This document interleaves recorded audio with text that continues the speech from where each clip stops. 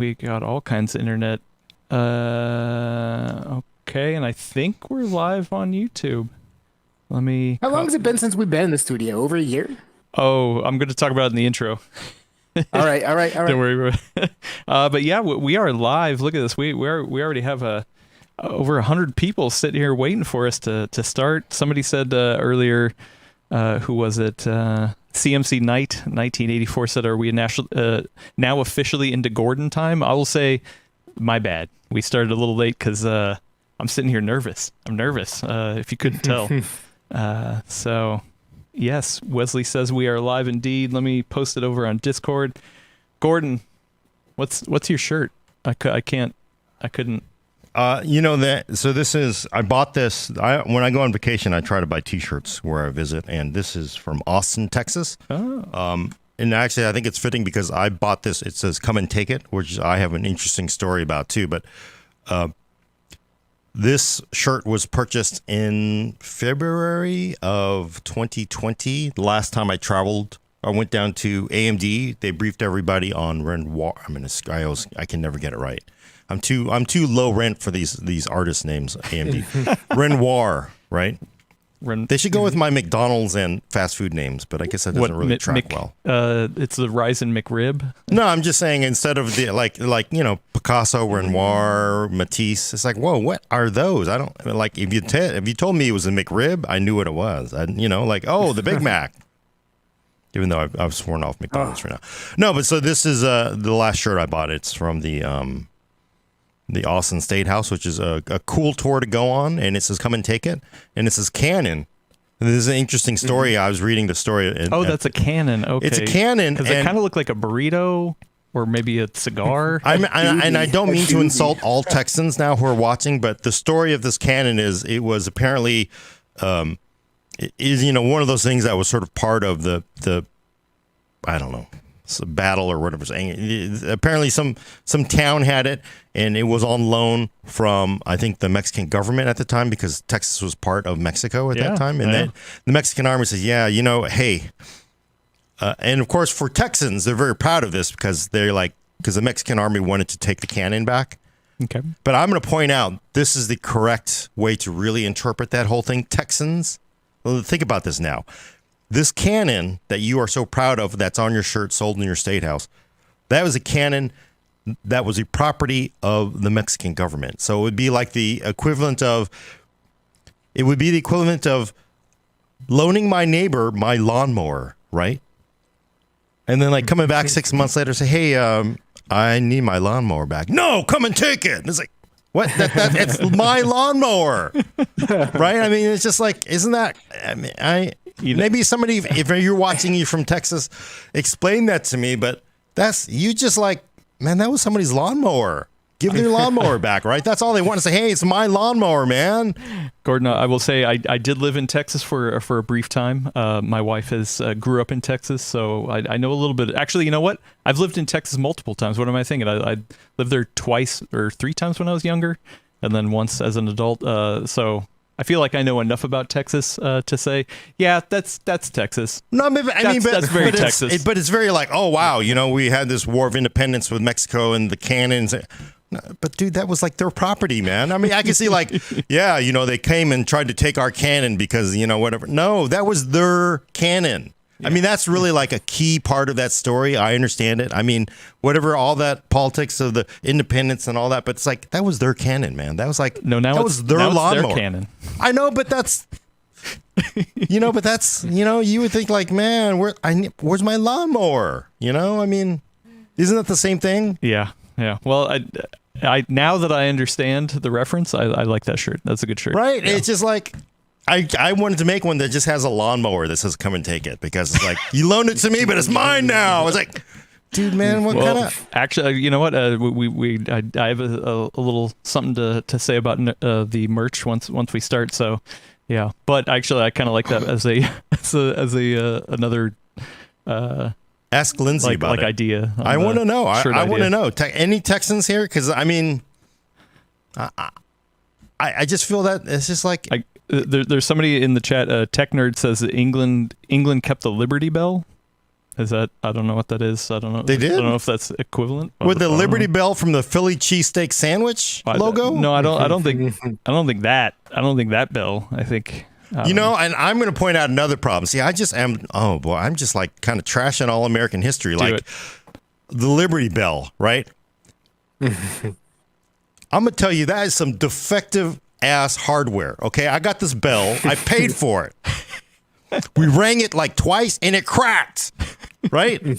Well, I would like to exchange this bell. It cracked. Oh, you got your receipt? Well, no, I don't have the receipt. That. I'm like, okay, well, how are you proud to put that on your Philly cheesesteak sandwich, man? It's a bell with a crack in it. Like a bell you buy from Best Buy. You know, I as somebody who has went to public school all of my life, I didn't learn much about history, so I can't really comment on. No, what but happened with the Liberty you Bell. do know the Liberty Bell has a crack in it. Yeah, And you I know do it has a crack is on in the it. Philly I know. cheesesteak sandwich. Well, I know it's in Philly. Yeah.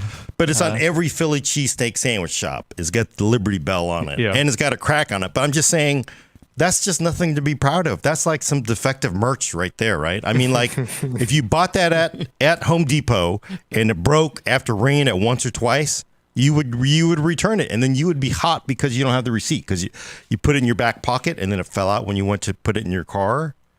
I mean, I'd be angry. Yeah. But Philly cheesesteak. Now we're already talking about food. It's not even lunch. Yeah, we've I'm already insulted hungry. Texas and whatever place the Philly cheesesteak sandwich is from. We also have what Philadelphia. Philadelphia. Yeah. Is that where the Philly cheesesteak sandwich is from? I mean, Yeah. I mean, Philadelphia is from where the Philly cheesesteak sandwich is from because, frankly, I like that. Yeah. Waka Waka. Oh, maybe this is like a Pac-Man reference. I don't know. It says, is Gordon's background real? yeah, it is actually. See, you can always tell with Zoom because There's no green. there's no green screen. It doesn't freak out. Also, somebody asked, Dennis Siberian said, Brad, did you move back to Florida? Are you in Florida?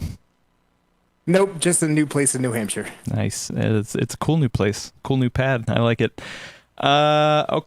Okay. Yeah, we've got all the friends of the show here, all the cool cats, over 200 of you ready and waiting for us to start the Full Nerd back in the studio. So, Gordon, are you ready to get it going? Yeah, I am. I just got back from vacation, mosquitoes and high heat. So There you go. Okay. Well then, let me pull this graphic down. I'm going to start off with an ad read for the fine sponsors. And then we'll get going. Oh, yeah, I got to stretch. It's been a bit. Okay. And then I'll hit that button. Crap. And I didn't start recording. All right. Now I started recording. Great. Are you looking for extra frame rates for 100% free? You can have that with Radeon Boost, a revolutionary software feature exclusive to AMD's Radeon GPUs and select titles like Fortnite, Cyberpunk 2077, and Warframe. Just open your Radeon software, click on the graphics menu, and toggle on Radeon Boost. The feature reduces shading levels in only the areas of a scene your eye never looks at. Frame rates increase up to 50% or better during movement with zero noticeable impact on what you actually see. It's like magic. Radeon Boost just plain works. in this episode of the Full Nerd, Intel's 12th Gen Alder Lake on sale, Steam Deck, and Microsoft does the right thing.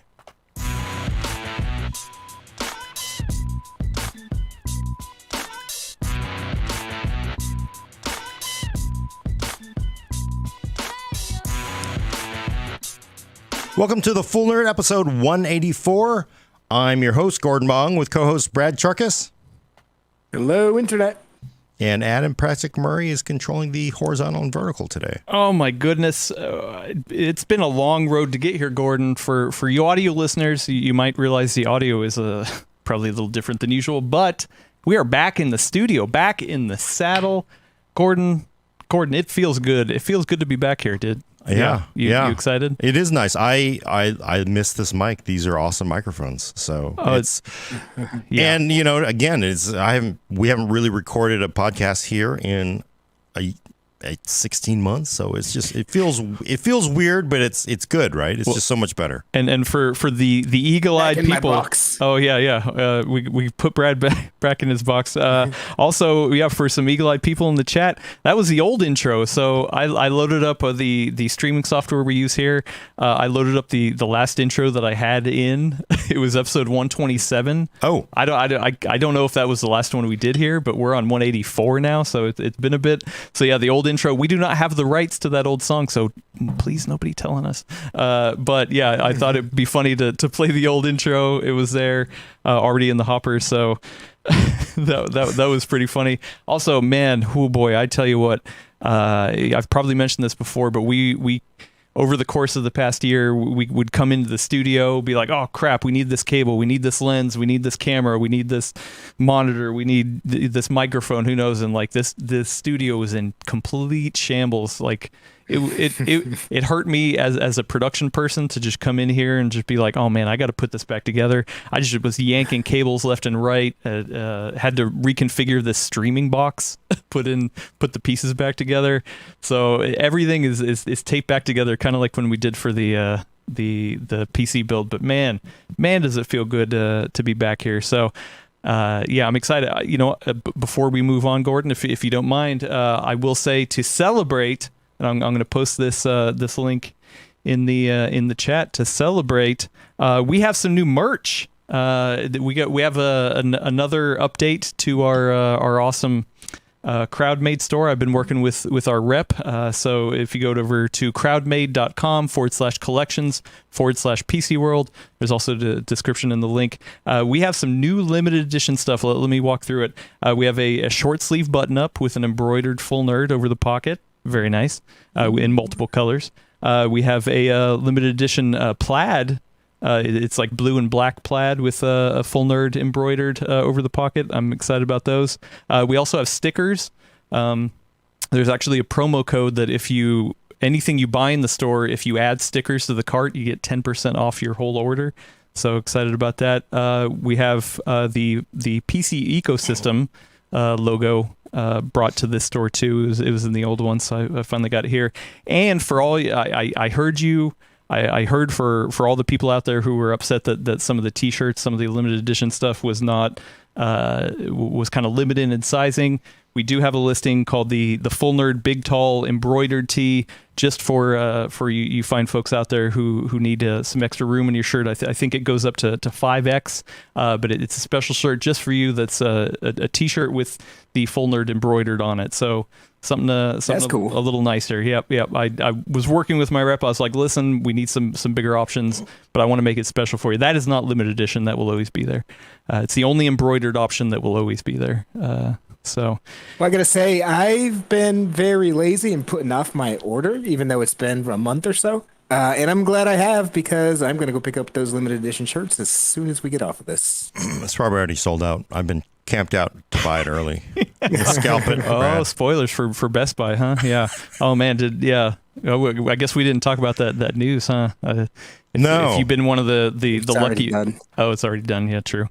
There's people camping out at select Best Buys around the nation to hopefully get their hands on a RTX card. So that was interesting. Yeah, and I think Michael Kahn over at PC Mag had a picture at Best Buy. It was like 118 people, 180 people in line to get the thing. At the San Francisco one, right? 185 in San Francisco, 185. Does that? I guess the thing is, so it worked. You had a ticket that meant you got to buy one, right? It didn't mean like. Well, you get in line, and they however many cards they have, they hand out tickets, and I doubt there was 185. I see. We'll see. Although, I will point out for San Francisco, I've already bagged on Austin and Philadelphia. San Francisco, people, tell you something about San Francisco. If I stood in line for something, like if there was like a closed business, or say perhaps somebody who made the worst pizza in the world, and I stood there, if you waited 10 minutes, some millennial would come up and stand behind me. And then another millennial, and they would just line up, because in San Francisco, everybody just lines up because they see a line. Like, oh, it must be good. There's a line. I wonder if that's what happened. Like, hey, they probably got up there. I wanted some avocado toast or something. They're like, hey, what? At some point, they were like, oh, by the way, what are you waiting for? I'm just wanted to check what you're waiting for. Yeah. Just to get the info. Well, you know what? Hopefully nobody is there waiting for is Alder Lake, Gordon, because it's not out yet, but there are some fresh rumors, right? Yeah, it's pretty crazy. I'm going to I'm going to apologize. I have been on vacation for about 4 days, so I have been turned off of everything. We had the worst internet in the world there, but apparently somebody, and this is the world we live in now, somebody has been selling Intel's Core i9 12900K Alder Lake in China, of course. This is according to Tom's Hardware. I'm going to mangle his name, Ji Lu. He writes a lot of the leak stories out of China for Tom's Hardware. But somebody has been selling these Alder Lake CPUs, not out yet. Probably going to come out later this year. $1,200 basically. It looks like the person wasn't just selling one Alder Lake CPU, but they're selling them in a lot. So you had to buy a whole 100 of them. So if you had 120 grand, I suppose you could buy it. Seems a little nutty to me. These are, of course, qual samples, and I guess they're saying they were early engineering samples. And of course, nothing is confirmed. We do know that Alder Lake is a big little design. It has some small Gracemont cores, as they're called, and then it has these Golden Cove cores. They are 10 nanometer, I believe, 10 nanometer FinFET, so should be in Superfin, right? Yeah. They do claim that it is a 20%. I think the official leak slides say 20% IPC increase, although there's no really 20% versus what is not known. And it's eight cores, 8 big cores and 8 small cores. So, is that right? Or no, 8 and 4? No, that's 8 and 8. Nope. Video Cards also has a post going over all these. So they say, citing Chinese forums, that the Core i9 12900K is going to have 8 big cores, 8 small cores. The i7 12700K is 8 big cores, 4 small cores, slightly lower clock speeds. And Core i5 12600K will feature 6 big cores, 4 small cores. It's their rumor. Yeah. So, and of course, people are, putting money on it being as fast as a 5950X. Who knows, right? I think who knows where it's going to end up at this point. Yeah, so somebody in the comments said, oh, crap, I lost it. But DDR5 and PCIe 5. The video card says new leaked performance numbers faster than the 5950X in single thread and multi-thread. This is from BatTech in YouTube. Yeah, I mean, who knows? I think one thing I do want to caution people is don't get too excited about pre-release parts, even if there are benchmarks. Yep. There's always final BIOS optimizations that go into. We are so far away, so don't get too overexcited or too overly disappointed by it, or I guess the way it is today is overly angry about it. People get very angry about this stuff for some reason. I think it's probably if they're selling these in lots of 100, that's insane to me. Like, that makes me very skeptical, and I feel like they will all easily be arrested. Yeah, even so, I mean, that's the other weird thing, I think, is because you could think if you are selling a leaked engineering sample that clearly was given to you by somebody who wasn't supposed to give it to you, I can tell you that one of the first people to try to buy it will be that company's security department. They will just simply give you the credit card, buy the chip, get the chip, and go yeah, now we know who leaked it. And then they go squeeze that partner who lost these parts and oh yeah, it's right here in this cabinet. And they open the cabinet up and the cabinet is empty. And they're like, well, who checked it out last? And they look at the camera and then suddenly somebody is sitting in a cell. So actually, there's this new show on Netflix called Heist that Lindsay and I recently watched. There you go. It's going to be on season 2 of the Heist. Is it the Alder Lake Heist? Yeah, the Alder Lake Heist. I mean, it is weird why you would sell them in a lot of 100, because I could see if you sold them at one CPU, then you get one of those people like Dr. Ian Cuttress buying one, right? And then he benchmarks it and everybody gets excited. That's not the same as buying all 100. And buying all 100 is at that point, you're oh, if you're a company, do you could AMD, this is a good question, could AMD go like, hey, we'd like to check out Alder Lake, why don't we buy from them? But you can bet, Sure. I'm gonna bet like, yeah, sure, well, this is lost property, it's probably stolen property too, right? Because it's not supposed to be out there. AMD's lawyers are gonna go, you ain't buying this. Don't even touch it. Don't even browse that page to look at it, to buy it, because now you have involved this in industrial espionage and all kinds of stuff. So look, who the hell's gonna buy these things, you know? Some motherboard company wants to just, it doesn't make, to me, it doesn't make any sense, right? It doesn't. Yeah, me either. Like, if you were selling one at a time, interested, deep-pocketed nerds could be like, oh, I'll try that if I can find a motherboard to put it into. Yeah. Yeah. I mean, you know, that's 100. Yeah, 100. I mean, see that. I mean, but that's the weird thing is like, if you did get it. So again, so typically what has happened in the past is like, look, I didn't get my CPU from the motherboard company. I didn't get it from Intel. If I'm Ian or me, I've actually done this in the past before, where you secure the CPU elsewhere, and then you get the motherboard. The motherboard company's like, we can't give you a CPU, but we can give you the motherboard to use, and then you do that. That is okay, I think. But who the hell's going to buy 100 of these things? I just don't. I don't get it. I'd love to know. And apparently, the person has sold it, and you know, I would bet it was Intel that bought them back, right? For Intel to buy all 100 of these leaked parts for whatever 120 grand, and then have a lead on who the hell leaked these. Is that? Wait, no. What's that? Entrapment. Do you think they leaked it intentionally to then buy them back and catch who bought them? No, I mean, entrapment can only be done by, you know, well, in the U.S. the police can do entrapment, but I don't think a private company can do it. So. I just kind of wonder. Whatever the case, for these parts themselves, like, I'm real curious if they do actually manage to beat the 5950X you were just talking about, which is the Zen 3 16-core AMD part. Because the flagship 12900K, you know, I'm just going to talk like these are confirmed. These are the rumored names, and etc. But the 12900K has 8 big cores and 8 small cores, whereas the 5950X is just all 16 big cores. So I'm really curious to see where performance for this actually winds up being, because it's mixing Atom and Core at this point. And like, I always say never pre-order, but I would definitely never pre-order these parts until I saw them in action through reviews. And I definitely wouldn't buy 100 from a scalper off a Chinese forum. Yeah.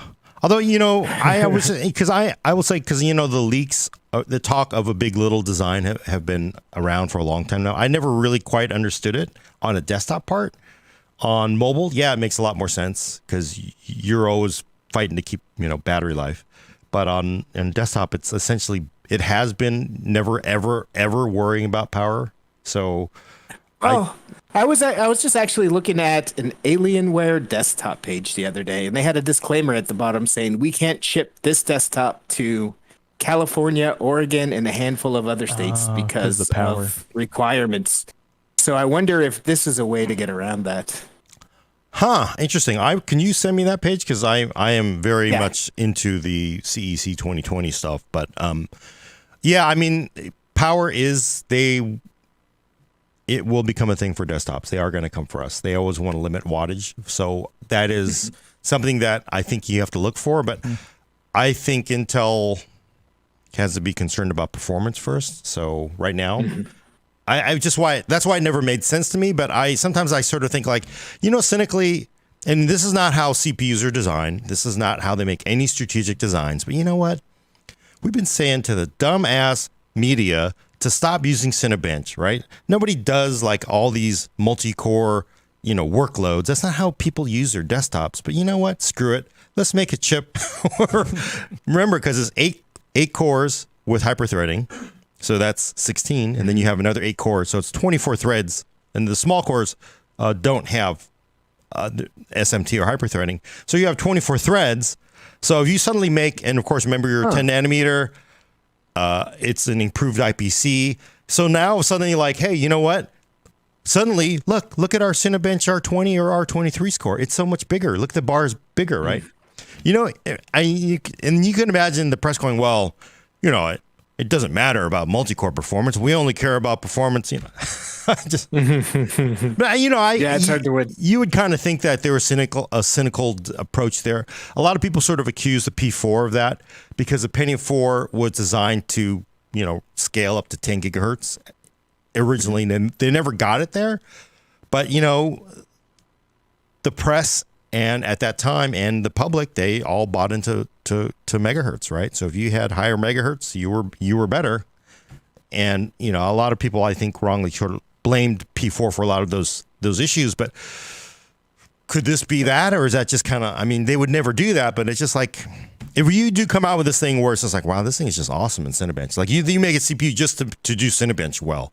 Do they win, or does suddenly now because of the nature of the hardware community, does it now like, oh, we don't care about Cinebench now, Intel? What are you doing that for? Yeah, that's going to be the $1,000 question. I'm not making any guesses because I have no performance predictions for these parts. I'm going to predict it'll be faster slightly. It'll be in the neighborhood. Well, the video cards leak also does say that the big cores will go up to 5.3 gigahertz with the 5 gigahertz all-core boost. So if that holds out true, that's going to be pretty nice. Also, somebody on 10 nanometer. Yeah, Bat Tech is saying 3.9 on the small cores. Mm-hmm. Yeah, but it's really funny if you look at the performance of. I mean, I've made fun of Atom for a long time, but Atom. Yeah, that's rude. It's actually, I mean, it does help.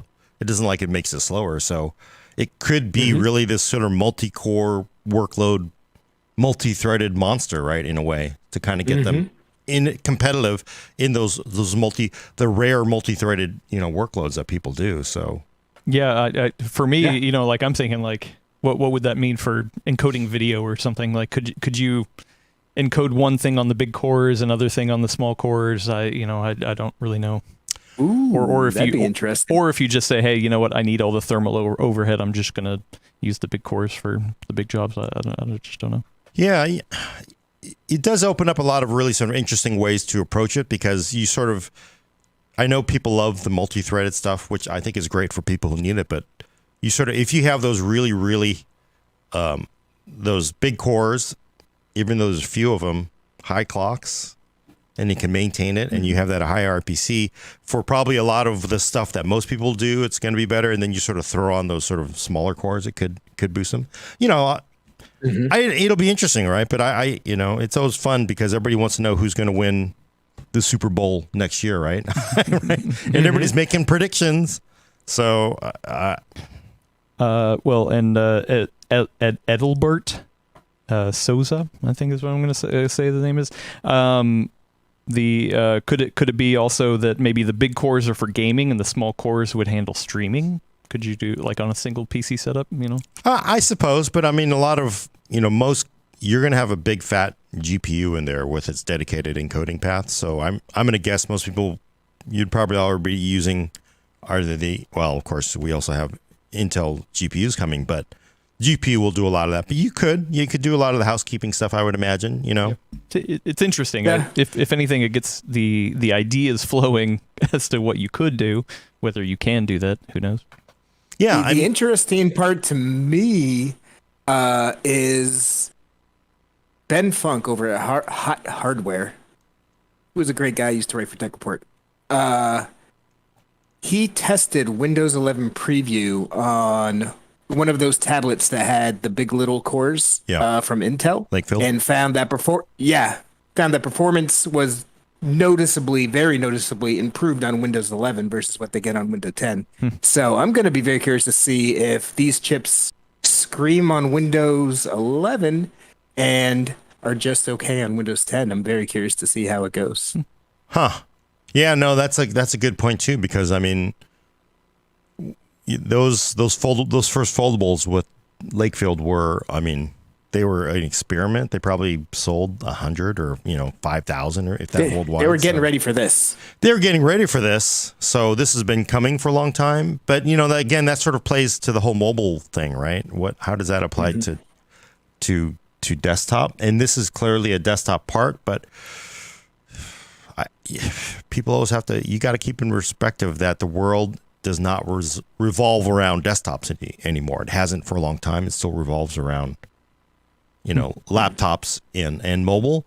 but the very loud and proud gaming community sort of always puts it at the forefront. So, well, Dr. Ian Cutress, Tech Potato would like to correct us to say it's not big little. That's an ARM term. This is a hybrid CPU. Yes. It's not hyper-threading. It's SMT. Yeah. But the saddest thing about that, Ian, is, man, I remember when they first were showing Core, so Intel Core. We're sitting down in Santa Clara, and they were like talking about Core, and they were talking about Atom, and all they're just like, in the original Core part, the language, Intel was like, man, that whole big little thing, we tried that. That sucks. That thing does not work.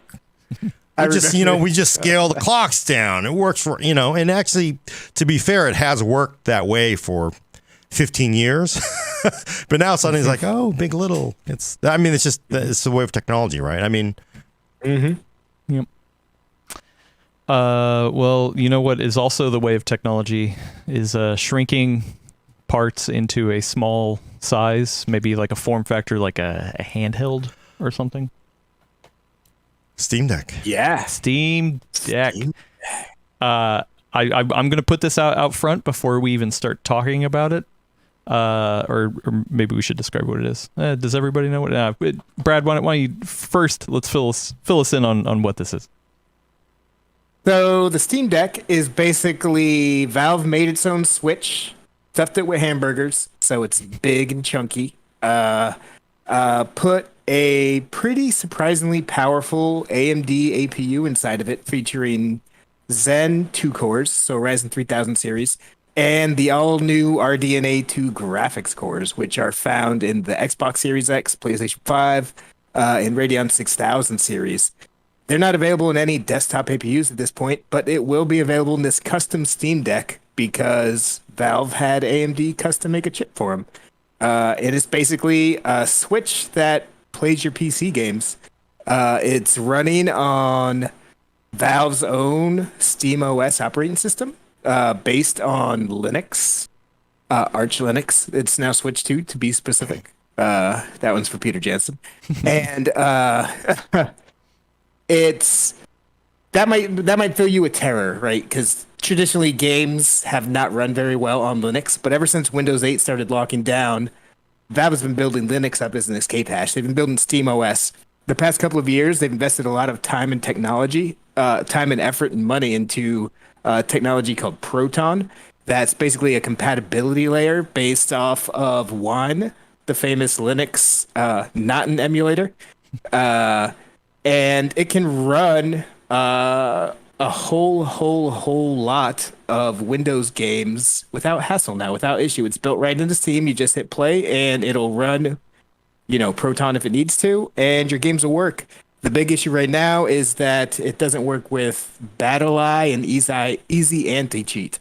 So, like those big battle royales and multiplayer shooters and stuff like that don't work on Proton right now. That would be a deal breaker when this thing comes out, but Valve says it's working with them to hopefully have it compatible by the December launch date for this. So yeah, it's a Switch that will hopefully play all of your games pretty straightforwardly. Also, Dennis Siberian says, asks, will it be possible to use the Steam Deck as a regular Linux PC? The answer is yes, that and Windows. You could just wipe the whole thing, put Windows on it if you want. They're not locking this down at all, correct? Yep, not at all. You can do whatever you want. It's a Linux PC. They make a point of saying that repeatedly in their marketing thing. They even have press images of like someone connecting it to a desktop monitor and just tooling around on the Linux desktop. So yeah, because at some point they're going to sell a dock that allows you to hook up peripherals and stuff like that. But they haven't announced that yet, or fully. Nope. Or they've announced it, but they haven't given any details or price. Yeah. But yeah, so Gabe Newell even said, yeah, you can put Windows on this if you want. I mean, it's just a computer, man. So do your computer things. Comes with a USB-C port. Wow. I mean, this is basically sort of taking everything that was the Steam machines and squishing it into a little tiny console. Then. And the Steam controller. Doing Some of the stuff that they learned from the Steam controller too. Yeah, it has haptic touchpads underneath each of the analog sticks, which is excellent. I love the Steam controller. I'm curious to see how it stacks up in this little form. It's a surprisingly great price, $399, which is really, really good. It's a little bit more expensive than the Switch, yes, and it doesn't include a dock, unlike the Switch. But that's a surprisingly great price for the hardware that you're getting. In that entry-level version, you're only getting a 64 gigabyte eMMC storage, so that's a bit of a bummer. There is a micro SD card slot for expansion, just like with the Switch. But Valve also offers upgrade options to a 256 gigabyte NVMe SSD or a 512 gigabyte NVMe SSD. And they add, a decent amount to the sticker price. But if I was in the market for this, I would try to come up with those extra pennies and get one of those SSD options because, like, if you try to put Call of Duty, the Battle Royale game on there, you need that 256 gigs. Yeah, right. Also, the bigger version, the 512 gigabyte version, comes with I think an anti-glare screen as well. Like the top tier one has that little adjustment too. Also, I've seen some back and forth about whether you can swap out the SSD, like just open it up like a PC and swap it out, but it takes a 2230. Oh, right. Okay. So it's shorter. Yeah, for for runty SSD. Exactly. So they say they don't recommend it, but I bet it's probably supported.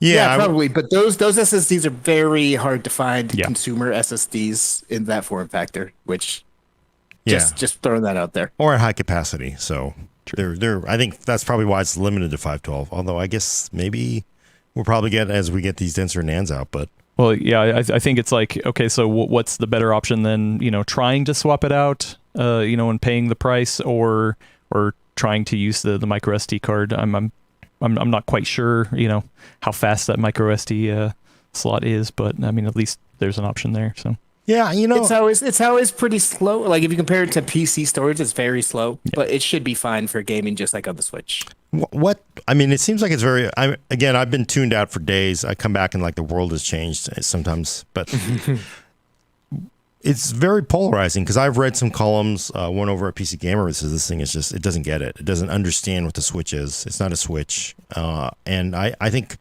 Some people are excited about it, and some people think it's gonna. I would say most people are pretty excited about it. I mean, I haven't seen too much negativity about it. Really? Yeah. Okay, I guess it's just PC Gamer then leaning into No, they have a good point. They're saying it's the Switch without the magic in that article, which I read. It's a good article. Yeah, and they do have a point. If you're just an everyday gamer, like if you go and buy this thing, it's going to be the Switch without the magic, right? It doesn't have Mario. It doesn't have Nintendo. These games are not made for the Steam Deck. So every Switch game that you pick up, like it supports quick resume. It's made around the 30 FPS in the smaller screen for mobile, stuff like that. It has everything hooked in. Whereas these PC games are PC games running on a tiny portable PC. So one of the reasons I didn't pre-order, besides being on Team Never Pre-Order, is because I'm real curious to see how scaled down to that 1280 by 1800 screen, how well text looks on stuff like that. See how well games actually run. Since it's such a small resolution screen, I think with the RDNA 2 graphics cores, even though there's only 8 of them, I think you'll be able to run games at a pretty decent clip. But that text is going to be a big deal for me because I love the idea of this as a portable indie machine. As I can play Disco Elysium sitting there in my bed. Yes, please. But details like that are going to matter. And those are the big question marks around this to me. Also, the battery life. They're claiming like, probably a couple hours for a AAA game. But if you're just browsing the web or watching video, maybe up to 8. So the battery life is. I mean, to be fair though, the Switch battery life can fluctuate pretty hard too. So, but not that bad. Really? What's well, it's the same. Like when I travel with the Switch, I have my big chunky USB power bank, and I just leave it plugged in with that on. Like that's the case with the Switch. That's going to be the case with the Steam Deck too. Yeah. It'll work for a quick bus ride, but that's about it. Also, I mean, Adam Reeves in YouTube makes a good point. Let's be clear: Valve's intention or intended audience isn't the same audience as the Nintendo Switch. So no. No.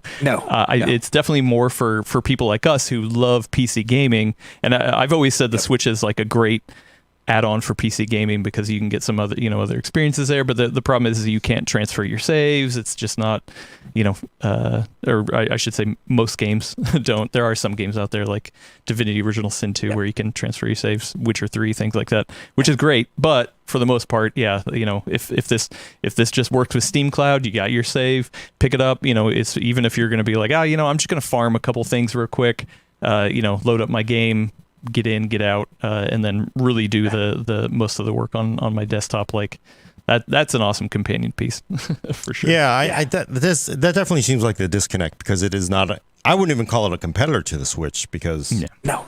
It is. This is. I said in my initial coverage, this is basically Nintendo Switch made for PC nerds by PC nerds. Yeah, that's 100% what it is. Yeah, no, I actually did a Nintendo Switch versus Steam Deck because people were asking and looking for that.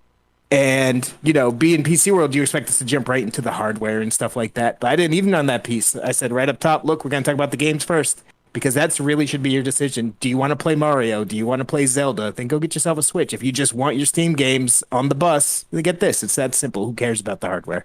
Right. But a couple people do point out in the chat, you could just run a Switch emulator on this thing. So, I'm not saying it's very true. That would be interesting. Just saying you could. I will say, for me, I will say that, you're talking about the price. You're also talking about the competition. I'd say there's already been competition out there. Things like the Ava Neo and the GPD. Is that the right acronym? I can't remember. There's been other handheld devices out there for the past couple of years. But you're talking about, and some of them are Intel based. Some of them are Ryzen based. But you're talking about usually starting off at like $800, like double the price of what this is coming out at. So like that's pretty cool because I've had an interest in those, but man, those prices on those have been a real tough pill to swallow. Though I will say the Intel based ones have Thunderbolt, so I thought that'd be hilarious to like have a little handheld thing and hook up an eGPU to it and see how the performance was. But yeah, Yeah, to me, it's not just that. It's not just the price, although price is part of it. It's, you're spending $800 to $1,000 for these other ones that are already available. They're usually Kickstarted, Indiegogo, something like that, so crowdfunded. Mm-hmm. Which personally always starts, that's like, I'll wait and see if this actually launches. I'm very cautious with my money. So, they're usually crowd-started. They're by companies that most people probably haven't heard the name of, GPD. The other one you were just mentioning, nobody's heard of that in real life. There's a big difference between that and going, hey, Valve is making a $400 Steam Deck. People can get behind that. They're like, oh, it's Valve. I'm willing to take that risk to buy this because hopefully it's not just going to get tossed to the curb like it might if this random other company was doing it. Which is why I'll say both Keith and I did pre-order. Really? Yeah. So I see Brad's shaking his head there. I will say that with knowing Valve's track record, there are some hits and some misses, but I'm interested enough, and I think the price was right that I said, you know what, I'm going to go ahead and pre-order. Honestly, I did it for work purposes, too. So if it were my money, personally, yeah, I'd probably still pre-order, but. Just to be honest, but I've probably mentioned this before too, but I started off my first gaming experiences ever, or my own personal gaming experiences, meaning my first hardware were handheld devices, the Game Boy, the Game Gear. I've always had an affinity for handheld gaming devices. Like that's why I love the Switch. I loved, anything Nintendo came out with, even the Vita, PSP, all that stuff. I've always had handheld gaming devices. So for me, like, I gotta have this. Like this is totally in my wheelhouse. I love it. I can't speak for Keith, but yeah, I'm personally very excited for it. So I just wanted to bring this up because I had a former coworker who when the news came out, he says I'm not gonna say who it is because you don't want to identify them unless you get permission first. But he basically said it would be a niche device. He was wanting to make that prediction. Well, niche, It is. Yeah. Well, niche enough that we do know some sales figures because they accidentally. Yeah. What are the sales figures? Yeah. Let me bring it up. But they had some sort of bug in their reporting system or something that people are able to get access to. Was that how it went, Brad? Mm-hmm. Yep. So let me bring up the numbers. They did have a breakdown. I do wonder though. I mean, I agree. It will be a niche. It'll be only for if you have a Steam library. You want to be able to take it with you, but I will be interested to see how large it is year to year. Like, are we talking 100,000 units? Are we talking 1 million units a year for 5 years? Or what? Gabe Newell in an interview said that they made very painful decisions to get this to $400, implying that they're losing money on the base one, and that he expects to sell millions of these over time. They all say that. Yeah. But that's what he said. I mean, that's what he's hoping for, right? I'll say so. The numbers, the HTML hole was patched, so they're not continuing to track the numbers, but at least as of when this article was posted, they sold 71,000 of the 512 model, 33,000 of the 256 model, and 10,000 from the 64 gig model, I think, if I'm reading that correctly. So, 100,000, a little over 100,000 for the whatever initial launch period thing that the whole was able to look into. So, I don't have it in front of me, but I think that wasn't full tracking, if I remember correctly. Like there were some things it wasn't reading correctly. Sorry. So the numbers might be a little bit bigger. It said for the first 90 minutes of the pre-order, Valve's database coughed up exact pre-order numbers thanks to the queue metadata appearing in publicly viewable calls to the HTML version of Steam. So, yeah. That's not bad for 90 freaking minutes. Yeah. And you can imagine they continue to take pre-orders, but I don't know what, a lot of people line up in front of Best Buy to buy it, and then 90% of them leave empty-handed sometimes. So I wonder. No, they still take pre-orders, and all they're doing is pushing the queue out. So now if you go try to buy the 512 version, it'll say you can get it in Q2 2022, right. Which obviously if they do wind up popular, they're going to ramp up production. It'll be faster than that. But I thought actually Valve handled the pre-orders for this super cool because what they did is say you have to have an active Steam account that's been playing games, buying stuff before June 1st in order to get in on the first window for this. Yes. For the first 4 days, you could only pre-order it if you have an active window account that's been used for at least, a month and a half? So I thought that was a great workaround to all the scalper problems. And you have to pay up front $5, and any normal person's going to be fine with that. But that probably gets around some other, scalping software that just, immediately goes in and pre-orders something. I don't know, but yeah. So it sounds like it's a loss leader, though. They're going to lose money on this in order to sell more games on Steam. I don't know the reasoning behind it, but it sounds like Valve very much wants this to be a thing. They've been making excellent hardware recently. Always, like the Steam Link kicked butt. It bummed me out when it died. Valve Index is the best VR headset you can buy. Steam Controller, very niche, very awesome. That's the big difference between this and Steam Machines. Steam Machines, they're like, oh, we made, Steam OS, and other people will be making them, good, better, best kind of a deal. And I'll just kind of fizzle out. Where in this case, Valve is going, here, we built this. We're good at building stuff now. Here you go, $400. It's a big difference. And I think this has much higher odds of success than Steam Machines ever did. I guess, but I'm gonna point out, we have an index, and we paid full price for it. We got in line, got the thing. I have like 5 Steam Links because they always would sell them for whatever $20 or $15. $5. I have 5 literally. I keep finding them stuffed in a box somewhere. Killed it, right? Steam Machines. There's one around here somewhere. Killed it. Yeah, right behind you. There's a Steam. No, actually, that's the Windows version, I think. No, it's the Alien one. Yeah, I know. That's the actual Windows one. Sorry. It's not the invention. But Steam Machine's dead. Steam Link dead. Valve Controller, which I was really impressed with it, is dead. Right? They stopped making it.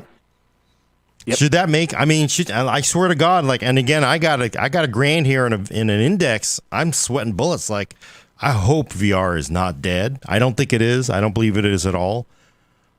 But aren't you taking a huge risk by buying one of these things, pre-ordering it? Because, you know, Valve is very much like, oh, shoot, it's time to move on to something else. Like, I personally think they actually supported the Steam Link and the Steam controller for like 5 years. And I mean, that's a reasonable amount of time to expect support for the Steam Deck, I would think. If you buy a PC, 5 years of support, that's good. That's better than most, I would think. And again, it is just a fully functioning Linux PC. So yeah. I mean, they're you still just keep using it. I will say that they still do have the ties into Steam to support the controller. They've learned, and then they're going to use a lot of that same mapping and all the profiles and stuff that they learned. So I would say, like, sure, they don't sell the controller anymore, but like they learned and they're taking it forward. Another person points out, Vignesh, really good point. The Steam Link hardware died. They don't make that anymore, but then they use that now for the Steam Link software. You know, so like I would say they kill certain hardware things, but it moves forward. In VR, I mean, it's its own thing, you know, for sure. But I don't think it's going to go anywhere. So I would say I'm not worried about it. Also, once again, even say they're like, oh, you know what, we're gonna wipe the OS on it. It's not going to work. I can just load Windows, or actually, I'm probably just going to load Windows anyway. You know, like it's just an APU at that point. So it's a PC. See, Yeah.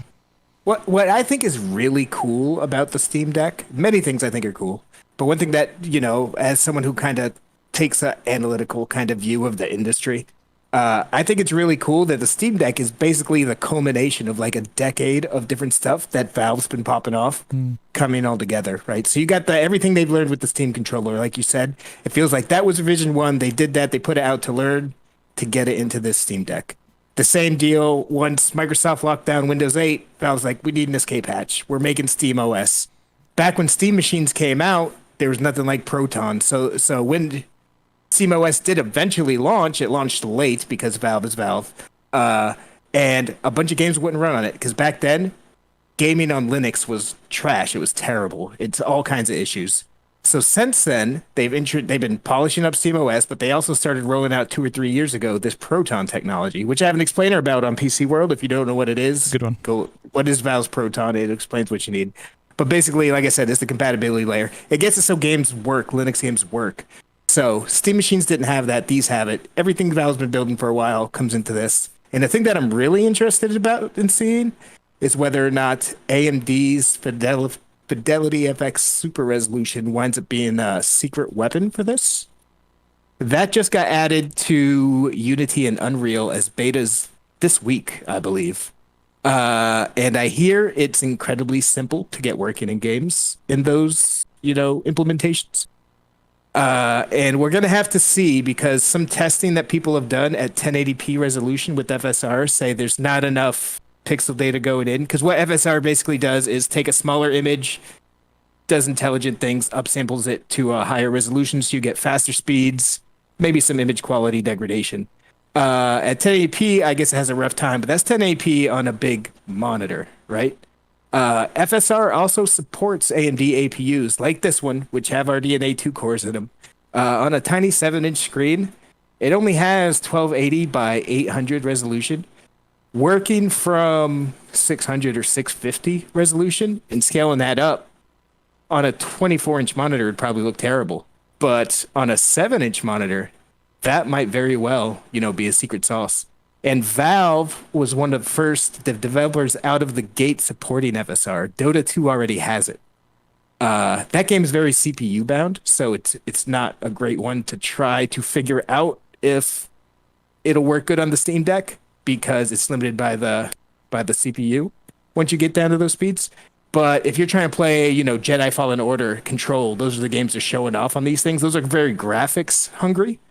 So if you get FSR in games like that, that will put more of the burden on the GPU, and it could very well wind up being a secret weapon for this thing. I'm very intrigued to see how that goes.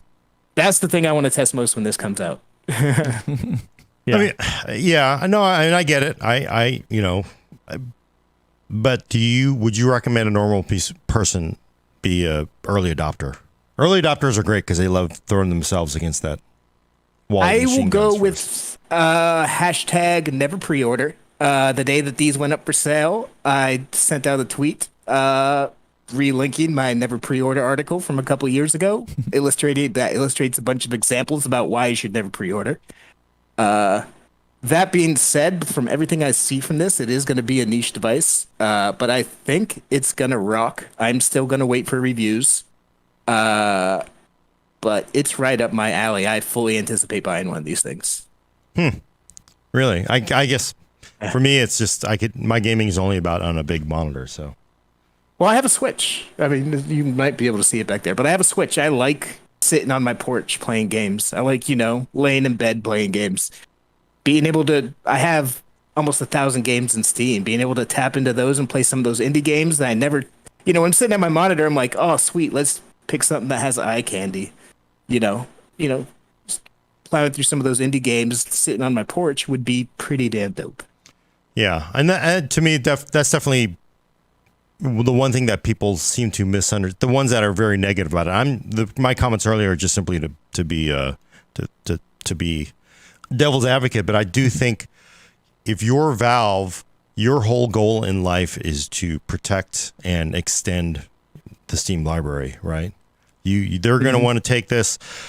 When Windows 8 was sort of this possible threat to loading third-party apps on, they created SteamOS. They had to protect it, and this is.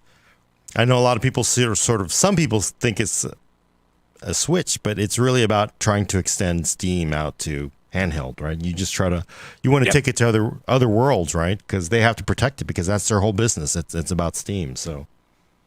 I think it's genius. I think a lot of companies forgot about the threat that Windows 8 truly was to a lot of software makers. Just because Windows 10, pulled a lot of the front-facing stuff back, Valve did not forget. Like, this is the reason the Steam Deck runs Linux, and the reason that Valve at this point has spent damn near a decade building Linux and getting games working on Linux is because of Windows 8. Yeah. So anyway, Windows 8 is terrible. Yeah, no, but I don't want to steer into security discussion, but for some people, it's worth giving up the freedom of installing apps you download for security of a smart Chrome OS smartphone kind of approach to it. So I get it, and Valve has to defend its business, and I never had a problem with SteamOS. I know a lot of people were unhappy when it went nowhere, but they didn't get it. But if it didn't go nowhere, they've been building it this whole time in the background. Well, I guess it didn't. Steam Machines went nowhere, and I the day that it came out, if you go back and read I did opinion pieces, think pieces, whatever, hot takes like you do on the internet. I did 3 or 4 about Steam Machines when they came out, and they're like, these things are gonna flop. I love the idea of PC gaming in the living room in little boxes, but saying, hey, we're not making one. There'll be good, better, best. It's going to be running Linux. It was going to flop from day one, and it did.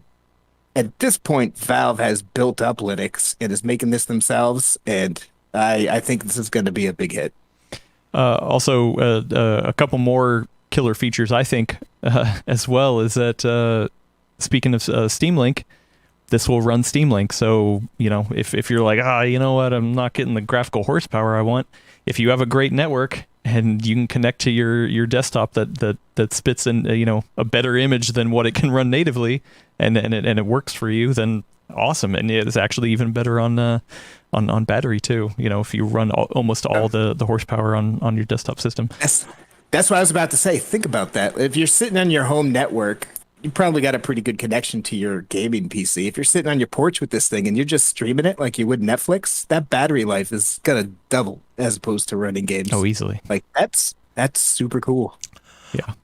What I wonder though is, because how many games will lend themselves to the controller on this thing? I'm going to bring up another handheld from the past that I loved, which was the original NVIDIA Shield. Right, people forget that little handheld that was like a game controller with a flip out screen. That was cool. That thing was just awesome, and it never could make gaming on Android better because Android, Android is pure chaos, right? It's chaos mixed in with a tornado and some sharks, right? So is this really going to work in this case? Because the game controller support is what really I think killed it. isn't the same thing here? Because it really, I know what Adam thinks, but most of the games still are not optimized for controllers. Oh no, they are. Are they really? Oh, they are. In And with the Steam controller tie-in stuff, the mapping, like, oh yeah, no, you'd be surprised. I mean, sure, there are certain games that it's like, you know, if you go back and play Supreme Commander, I was talking with somebody about that earlier. Does that have native controller support? Probably not. Can you map it, especially with the touchpads? Yeah, probably. Is it the best way? No. I will say most contemporary games that come out have full controller support, X input, or you know, straight up. I guess Windows. what I remember was on the original Shield, it was like, oh, no problems. If there's no support for a game controller in the Android games, you can just map the keys. I mean, but that's oh, Android. let me just see this how-to on a YouTube video and then try to figure.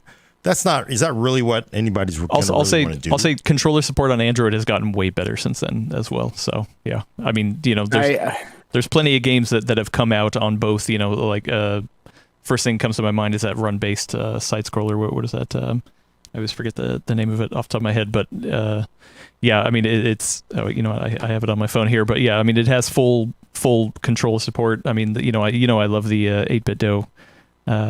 Or 8-bit do stuff. I don't have it loaded on here anymore. But also one of the great things that I mostly game on my phone now, if I want to do something intense, is Xbox Game Pass.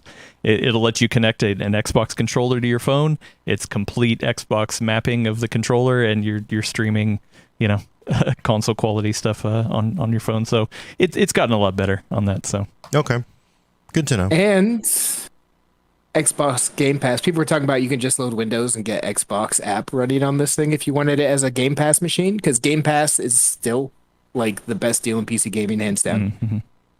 Mm-hmm.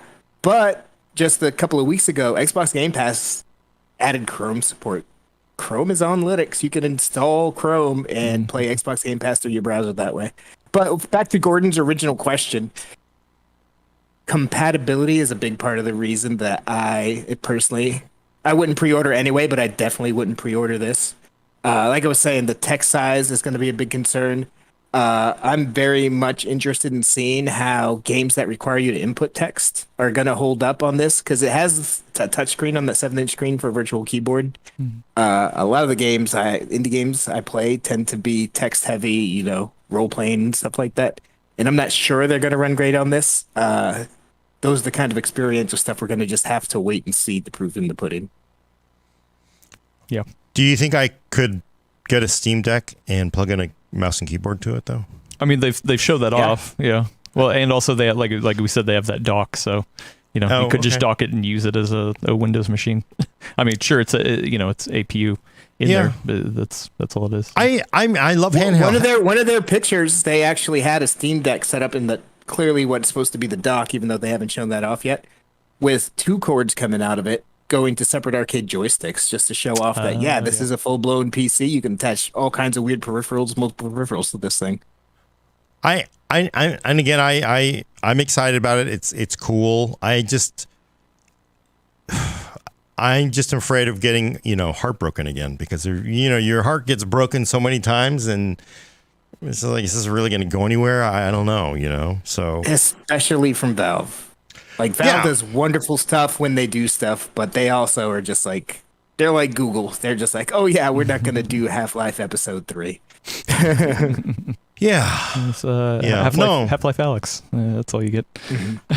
It'll be cool though. I mean, and this is why you need competition. You need companies to do crazy things, even if it doesn't work out, but, and then again, people who buy the thing, early adopters, if they get all the joy out of it by being the early adopter, don't crap on them, so. Also, CMC Knight makes a good point. Gordon, you can do your taxes on a Steam Deck. So, there you go. Yes. Perfect. You know what else you can do on the Steam Deck, or that the Steam Deck will take advantage of? I should have mentioned this earlier, but it'll take advantage of AMD Radeon Boost. Right there in the Fidelity FX suite of software. AMD Radeon Boost is a sponsor of today's episode. That's why I'm going to bring it up. But yeah, the idea is that, hey, you're going to drop the resolution when it's tied to input for fast twitch games like Fortnite and Warframe. I did a stream of Warframe. We got some more streams coming up showing off Radeon Boost. But yeah, I'm excited to see all of that stuff baked into the Steam Deck, because I think that the performance, there are tools that AMD has that this can take advantage of. Like you mentioned FSR, but also Radeon Boost that'll help get performance to a better place. Yeah. So Cool. yeah, Radeon Boost. But we're yet to see if the Steam Deck will run the cloud version of Microsoft Windows. Correct? Yeah. What? We've yet to see it, but since it's a cloud version, I would think that it would. Well, so again, it is crazy. You go away from the internet for like 4 days, and everything like changes. But so what the hell happened? So like, there's some kind of Microsoft Cloud PC Linux thing. It's not Linux, and it's not anything that normal people really should worry about whatsoever. But it is interesting because Microsoft is now selling Windows via the cloud. So it's for enterprise businesses, basically, is what it is. It's not for consumers. You can't go buy this yourself. Your company has to buy it for you. But basically, yeah, it's a full-featured Windows PC in the cloud. So that way, if you have a thin client at your work or whatever, or a tablet or whatever in the field, the idea is that you could get securely into your company-managed Windows PCs from anywhere, basically. So it's a pretty cool idea, and it makes a lot of sense for businesses. I don't see it being something very consumer relevant anytime soon. I don't think that all of a sudden Windows 11 will only be available in streaming form or whatever stuff that I'm sure someone has typed on the internet already. But yeah, so it's cool in theory. So you're basically saying all the headlines that I saw on my phone were just simply the incorrect outlets shopping Windows Virtual to me. It was just like, yeah. We have a piece on it. Mark did a piece on it. Mark is an excellent Microsoft reporter. You always want to read his stuff. He just, he has a thing. Windows 365 launches Microsoft's cloud PC era. He gets into all of it. He explains why you might want this for your business, why it's probably not a thing for you. I would go check that out. It talks about SharePoint and authenticated smartphones and stuff like that. And if your eyes are already glazing over, don't worry about this whatsoever. It's not for you. God, it's just, I just think the craziness of the the maneuvering by every single company to flip its competitors over on its back. Like Microsoft clearly like, hey, we love Android. They're going to run Android apps and all that stuff. You've got the Steam Deck on Linux. You've got, Microsoft doing streaming. But could you see like buying a Chromebook and then streaming your Windows? Could you, your Windows PC from work to your Chromebook? I mean, that's just... or your Mac, right? Now that you can't dual boot, Windows on a Mac, I know some people are upset about that. So maybe you could just remote in. Yeah, maybe you could remote in. But it's just weird. I mean, you've got Intel doing Big Little. You've got NVIDIA. We didn't even talk about NVIDIA doing, RTX with ARM. It's just like the world is just like it just flipped all over on itself. All over. It's crazy. It's crazy and it's complicated now. Yeah, I mean, but the cool thing is, like the part of this is a lot of this stuff is all web based, which I find super cool. You can stream all this stuff right to your browser, no matter what you're on, and I think that's awesome for accessibility. So. Yeah, but it just feels like there's no rules now. Everything is off the table. Everybody's willing to do crazy, revolutionary things just to mess with things. It sounds like. Yep. Although what's really not revolutionary, and I'm glad they're not doing it.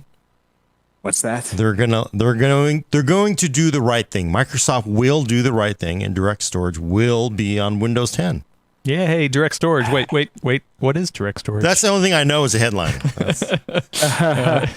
Well, it's actually interesting. It was worth covering because in an Xbox Wire post, so Xbox, most of us probably think of it as console Microsoft's console division, but these days Xbox is the name for Microsoft's gaming brand. Yeah, just Like gaming. all their PC related stuff comes out on Xbox because you have the Xbox app. If you go look into settings in Windows 10, you'll see Xbox. You won't see gaming.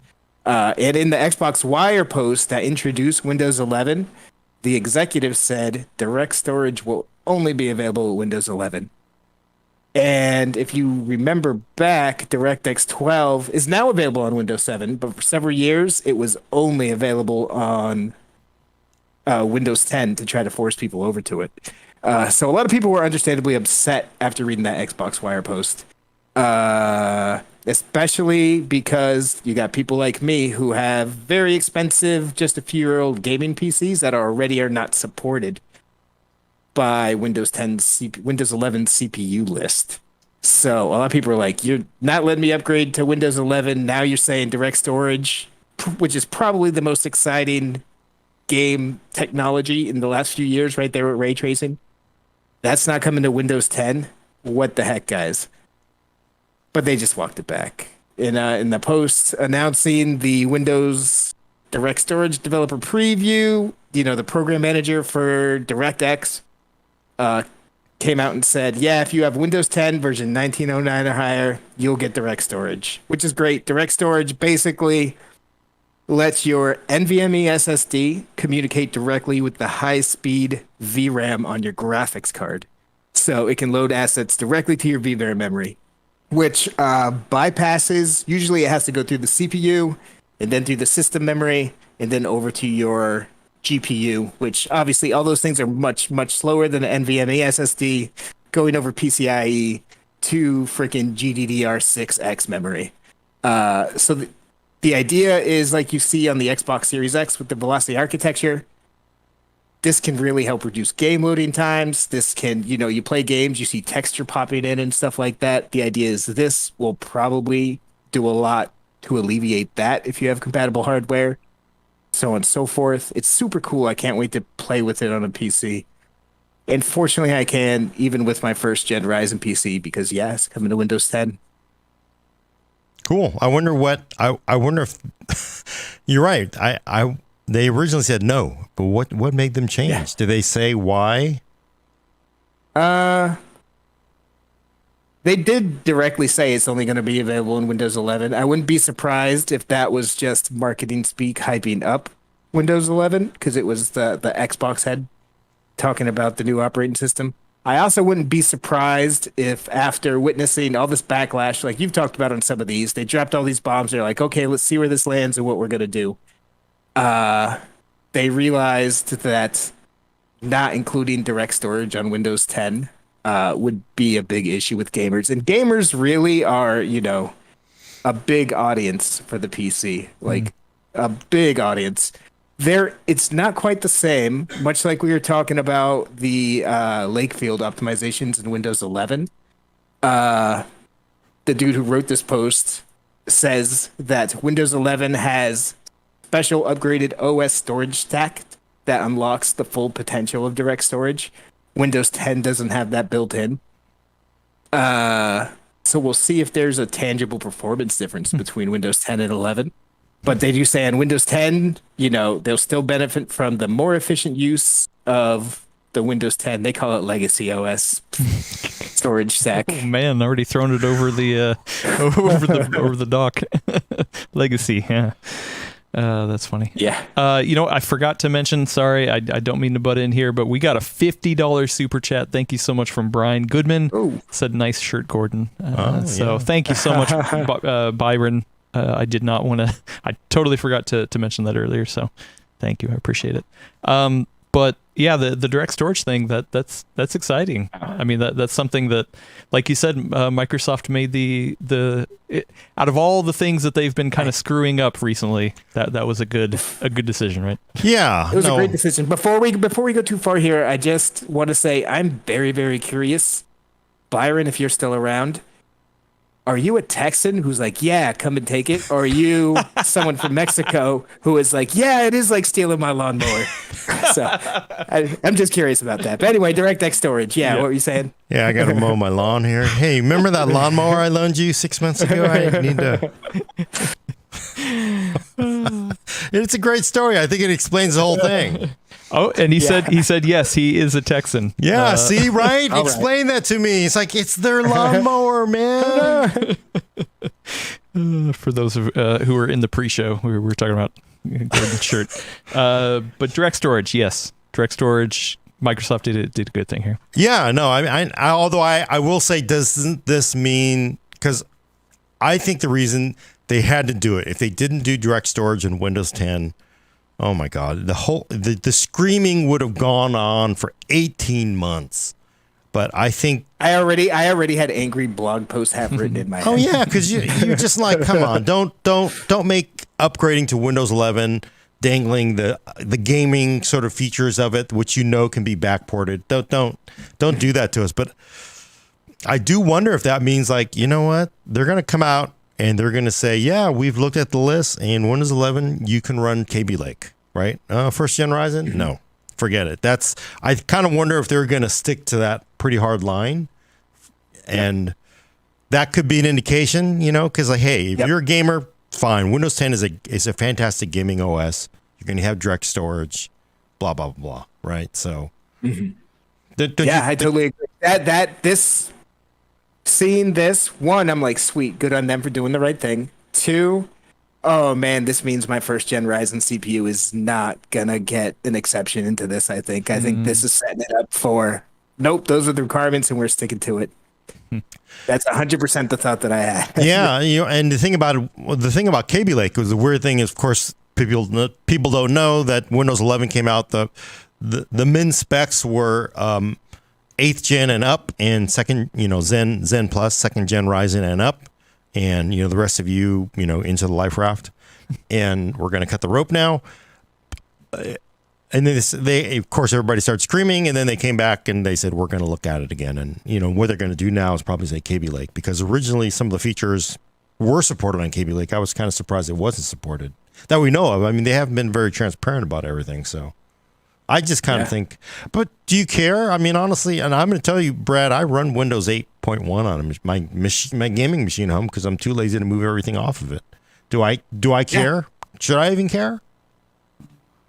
Again, we're gonna have to wait and see. I always try not to oversell and say yes, we should care. But from everything I see about this, like I just said, this is right up there with ray tracing and the sudden rise of image upsampling, like DLSS and FSR. Like, to me, this is potentially a game changer, even more so than that level. Like, ray trace games, they're great, but and some of them you're like, all right, I guess I could see it if I look this way, kind of a deal.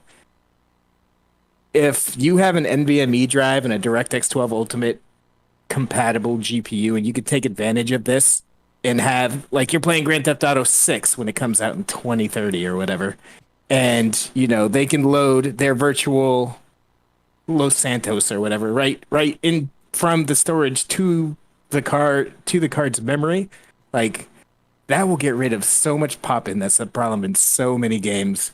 Faster game loads, very, very likely with this, and I think there's a very good chance that you will feel the difference with this.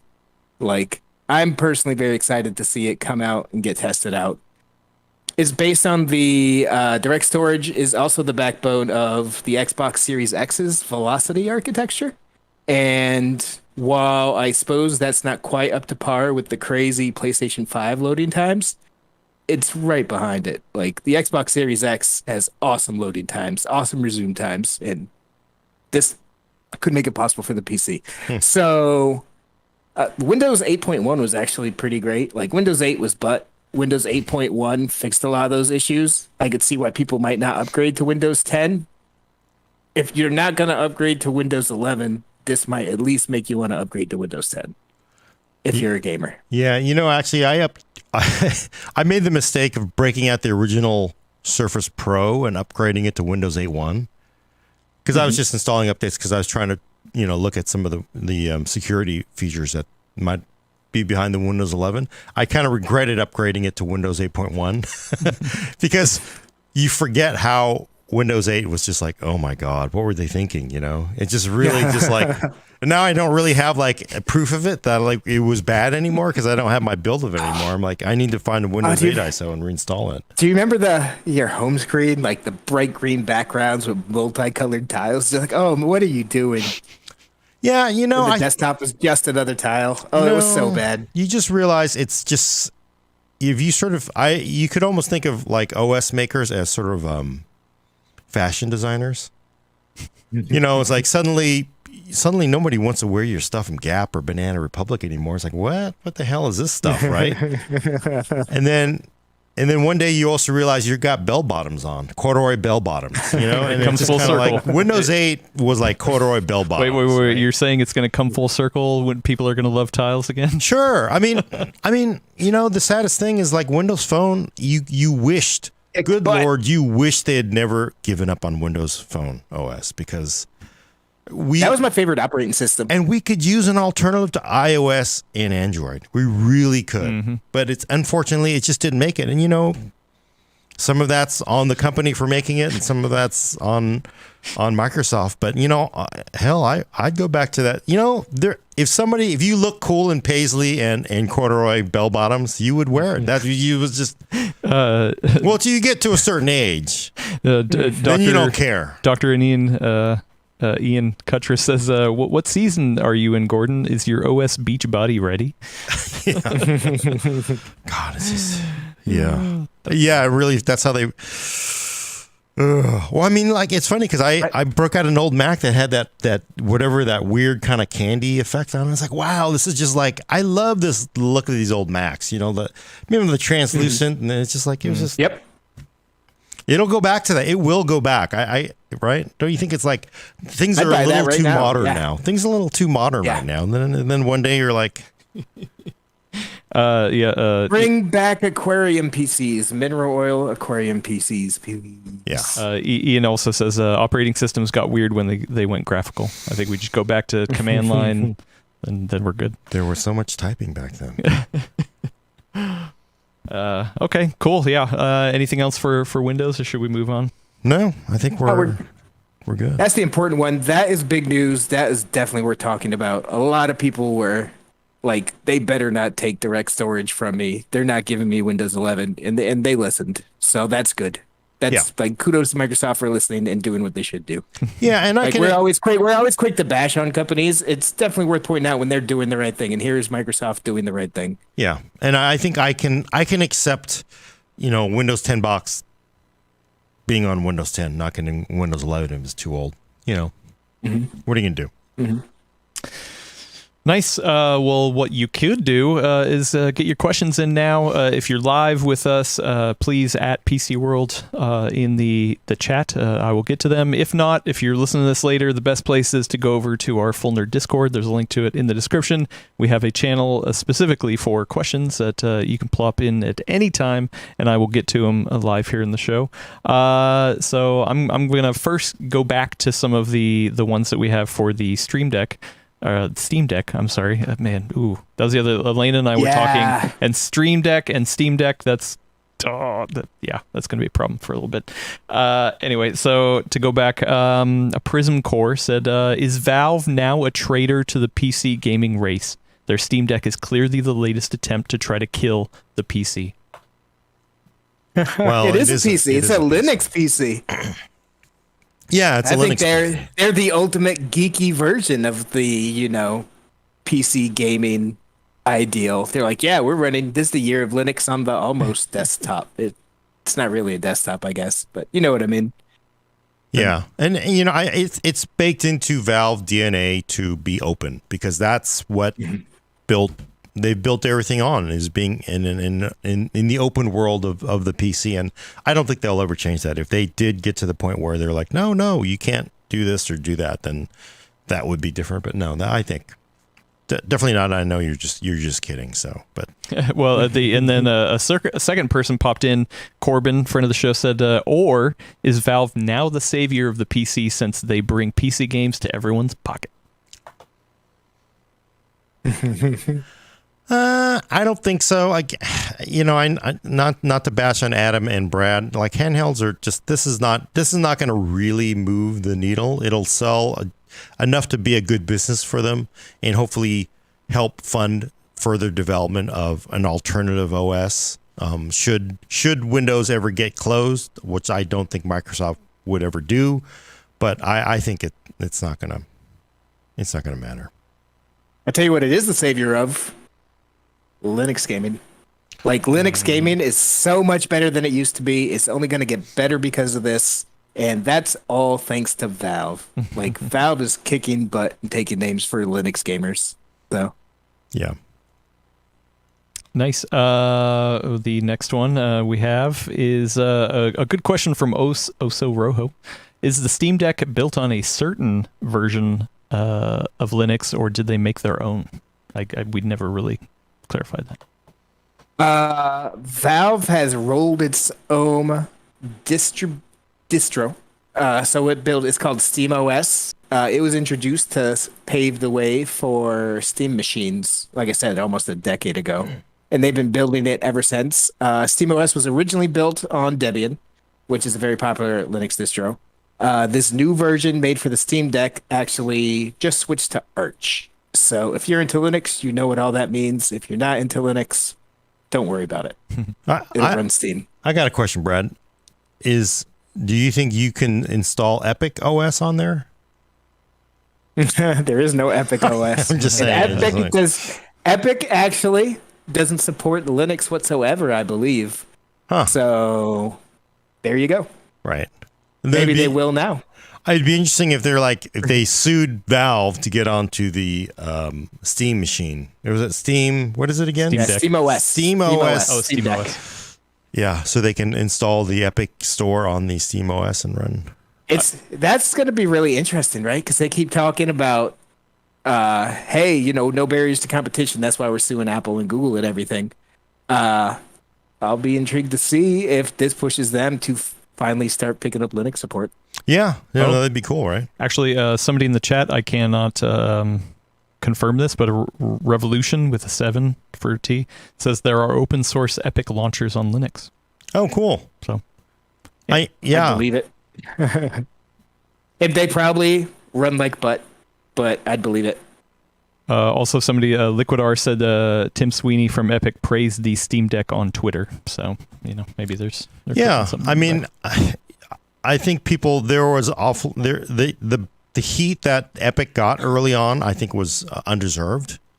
Clearly it didn't make Valve go away, and Steam continues to be great, and competition is good. It's what has made the PC what it is you have somebody wanting to eat somebody else's lunch, which makes you work harder, right? And Clayman, I tell you, both Gabe Newell and Tim Sweeney, I think, are two dudes. That's the head of Epic and the head of Valve, are two dudes who I think really are like nerds like us, and they really truly believe in open competition, open PC, stuff like that. And I'm really glad that they're the head of their respective companies and fighting it out, honestly. Yeah, and I hope I hope them success with some of their suits they have going with some of those things. Clayman on YouTube says Epic have bought my silence with all the free games. So yeah, that helps, right? I do. You know what? A lot of the anger has kind of gone away with like, what? That's free? Yeah, you just got. Oh, you were just screaming on Twitter about that. Yeah, I'm signing up for that now because it's free. They still got a lot of work to do. They still got a lot of work to do on the client. No, it has died down a lot. But I just, Steam was not like, oh my God, it worked so awesome day one. It was not that way too. It took years and years for it to evolve. But all of that anger, because you remember how like people were just like shouting at everybody who said like they deserve to do what they're doing, right? People were just like angry. But now all those people were like, money speaks, right? I was like, oh, it's free. And I tell you what, now, like the redesign that Steam just got that looks great, like on the library page, the Discover queue, all this kind of stuff. All that happened after Epic Game Store, man. Competition is good. Yeah. People were begging for it for years, never happened. Epic Games came out. Hey, Steam starts improving. Nice. Okay. We have a couple more Steam Deck ones. Emoji asks, will we start seeing optimized for Steam Deck on the game requirements? I could see something on their store page. I could see that's good marketing. I could also just see them saying, look for ones that say plays well with controller or whatever they say on them already. Yeah, but I could also see, like, if you have VR, you just kind of like go to the VR landing page. Mm-hmm. So you'd want to go. I would want to go to a Steam Deck landing page so I can see what games are that the developers clearly paid attention to it. Mm-hmm. I agree. I hope so. Nice. Also, Michael Reyes says, will the Steam Deck support an eGPU? Gordon? No Thunderbolt. Yeah. No Thunderbolt. So that would be cool, though. I mean, your idea is crazy. I mean, there are Intel-based handhelds like that. Yeah, we've seen it from. Remember, there's an Alienware Proto unit from a couple years ago, and everybody. And I remember one from, gosh, it must have been 6 years ago at AMD. Everybody has tried this with the PC. I guess. I mean, that's the one thing is I hope it does well, but I just feel like the odds of it making it are. But getting to the whole eGPU, but would you really buy a handheld?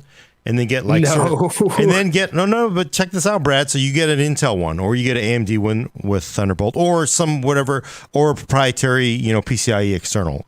So then you would plug in your miniature eGPU, right, with a battery pack. So it's got power.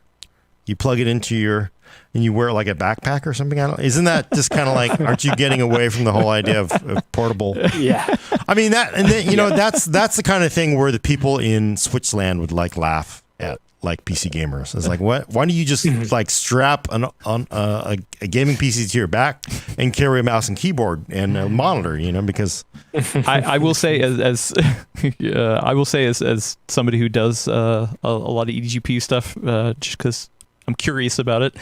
There are plenty of people who enjoy eGPUs and have use cases for eGPUs. I've got a lot of people who comment on that, so it is a worthwhile thing. I think it's more like, hey, listen, not with the Steam Deck. Well, no, but look at this. Do you have I have a Dell 13-inch or an XPS 13, right? No dedicated GPU. I take it, to the coffee shop. I'll, yada, yada, yada, play on it, right? Oh, I'm going to go home, put it in a dock, plug an eGPU, put it on a monitor, boom. You can do the same thing with a Steam Deck, Is it maybe you can't because Thunderbolt. But theoretically, I think it's more like, hey, when it's off the dock, you play what's on. When you want to sit down at your desk, you plug it into an eGPU. So I think there would be a use case for it. I don't think it's that silly. I agree with you now that you've explained it, but it's a shame it'll never happen. It's not going to happen. And it shouldn't happen either, frankly, because it doesn't make any sense because the cost to do that is just so prohibitive where then you're going to get I can just go and get a $600 gaming PC, right? Of course. I mean, well, that's always the argument, but guess what? There's a lot of people who still say, man, I'd love to have my thin and light laptop, take it wherever I want, come home, plug it in. Yeah. But if they got the money Gordon, if they have the money to buy for a RTX 3080 Ti, there's people out there who have the money to burn to get an eGPU. And I'm not against eGPUs. I just think you have to make it as low cost as possible. And there are way more XPS and ultra light laptops being sold than any of these gaming handhelds for PC. So there is a business for it. I'm just saying I don't think there's necessarily a dedicated business for a dock for that.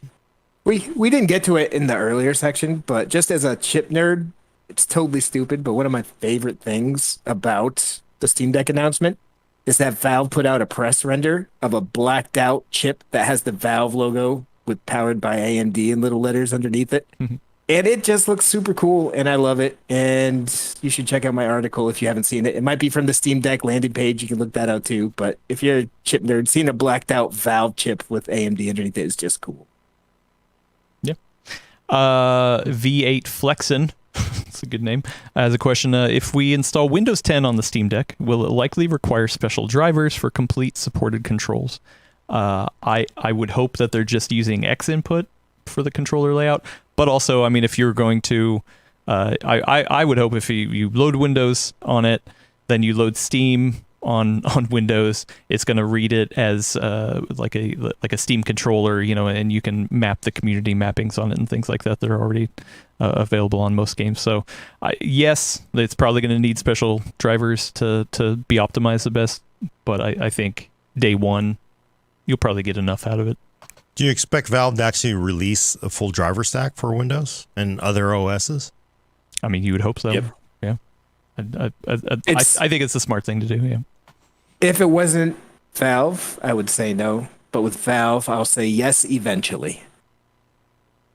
Yep.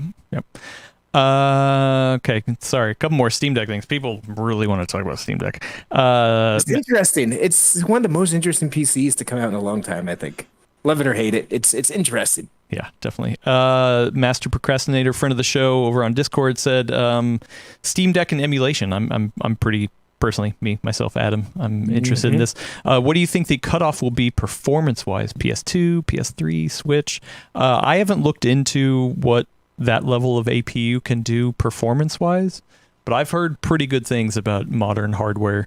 Because this APU is Zen 3 based, right?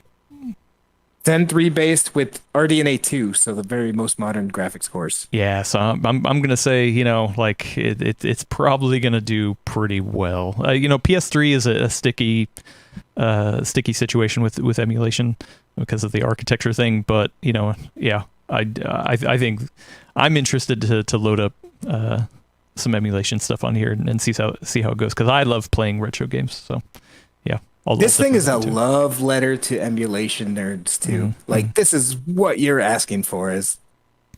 I was the second I saw this, I'm like, this thing is going to sell at least to the emulation folks out there. Mm-hmm. And you could still run Breath of the Wild probably if you really wanted to. Okay, one more Steam Deck thing and then we'll move on. Oh, somebody's saying it's Zen 2 based. Oh, supposedly. Yeah, it's Zen 2. It's Zen 2. Oh, I said Ryzen Zen 3. Sorry. Right. Oh, sorry. It's Zen 2 Ryzen 3000 equivalent. Oh, not okay. 5000. Oh, got it. Okay. Sorry about that. Okay. Oh, yeah. One more. CosMC, friend of the show, said, is Valve in the media overhyping the Steam Deck? Is the full nerd overhyping the Steam Deck? I'm throwing it in there. Do you think the claim of being able to play modern AAA games is overreaching? What is your standard for a playable on a handheld like this, given the hardware that's in it? I can tell. You go first, Gordon. I'm just going to say, because I only consumed bits of it in short headlines and comments from everybody being super excited.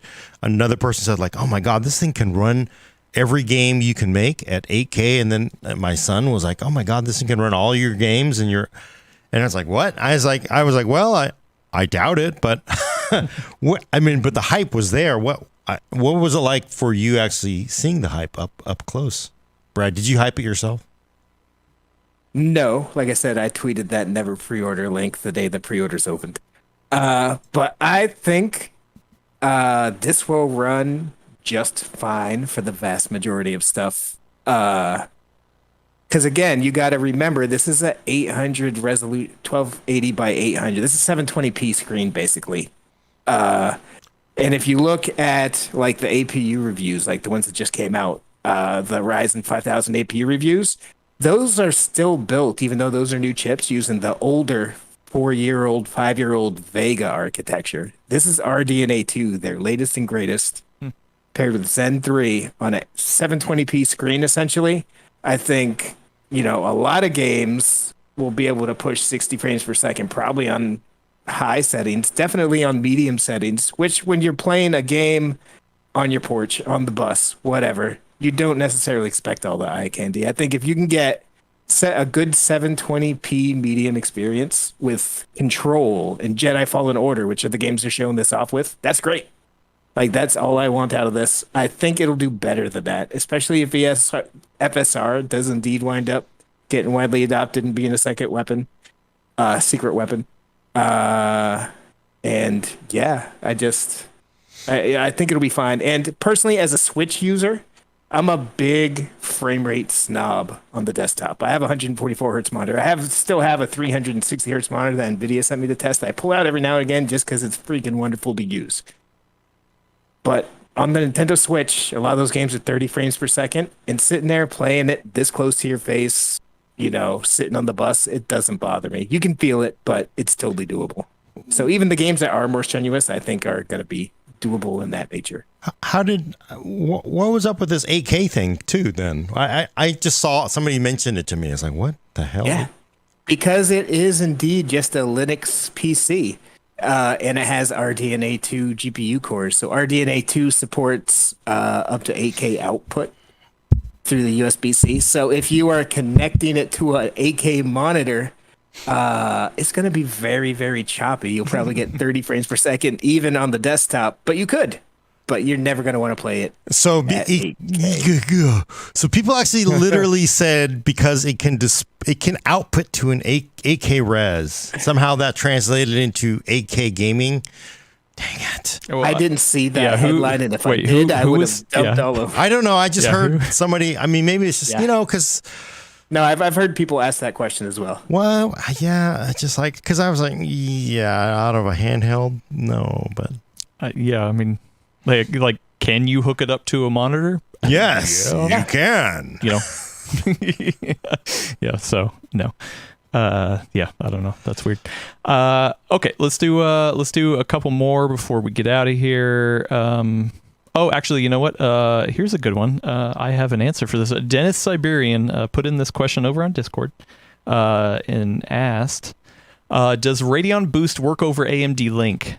Can AMD Link be used to stream games from a desktop to a mobile APU, perhaps? And then said, hey, since we have the sponsorship with AMD, maybe ask PR. So that's what I did. I threw it into an email talking about sponsorship stuff. So this is straight from Warren Ang, who is a PR person over at AMD. Said Boost will indeed work over AMD Link. However, you will need to use a desktop with discrete graphics to stream to an APU, either desktop or mobile. So yeah, there you go.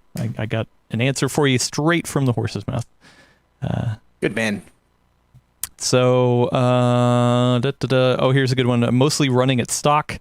Asked, now that Microsoft has backpedaled on direct storage being on Windows 11 exclusive, do you think Auto HDR will also come to Windows 10? I hope so, but I don't know. They're going to leave some carrots in there for people to upgrade, I think. Yeah, I don't think I mean, of course, I don't know. I don't have any HDR panels. That's probably They're one nice. you could hang on to the only Windows 11 kind of thing. Is that carrot, right? It's so new. Like, very few panels are HDR supported this time. There is a lot better than it used to be, but HDR support is still kind of janky in Windows. We actually have just published a big series of HDR things from a freelancer named Matt Smith. It's great. They're still kind of janky, but they're so niche that I think there's a very good chance they would leave Auto HDR as, Windows 11 only. I hope not. Yeah. Adam, as a photographer, does people using HDR so casually make you angry at all? Yeah, HDR means a lot of things to a lot of people. For sure, yeah. To me, sometimes it feels like, it's a completely unrealistic rendering of what you would see in real life as a human. I mean, it started in like smartphone photography, So they kind of abuse it there too. Well, I mean, it's beautiful sometimes in games. If you get a game that supports it with the right explosions and stuff like that, it's wonderful. But I guess a lot of the times, like skies can look blown out and stuff like that. Yeah, but when you come out of a tunnel, you've been driving in a dark tunnel, and you come out to the blazing sunshine. There are things you can't see as a human. So I kind of think maybe that's more realistic. But to be able to expect to see the dynamic range of an Android, it doesn't. I don't know. Sometimes it does kill me a little bit with the whole HDR thing. So. Yeah. Okay, couple more here. We got a super chat from Mike Quinton. Thank you so much. $40. Thank you, Mike. Really appreciate it. Oh. Said, will Alder Lake make Fortnite or Godfall or even Roblox better, significantly better than 10th or 11th gen Intel or a Ryzen 9? Will I have to gut my current ATX build and do it all over again? When you're trying to think, Fortnite GPU. No, that's CPU. Mostly CPU bound, Yep. right? So same thing with Roblox. So I'm thinking he's just punking us. I mean, I would say there's a little bit of facetiousness there, but also, it's like, what can we expect?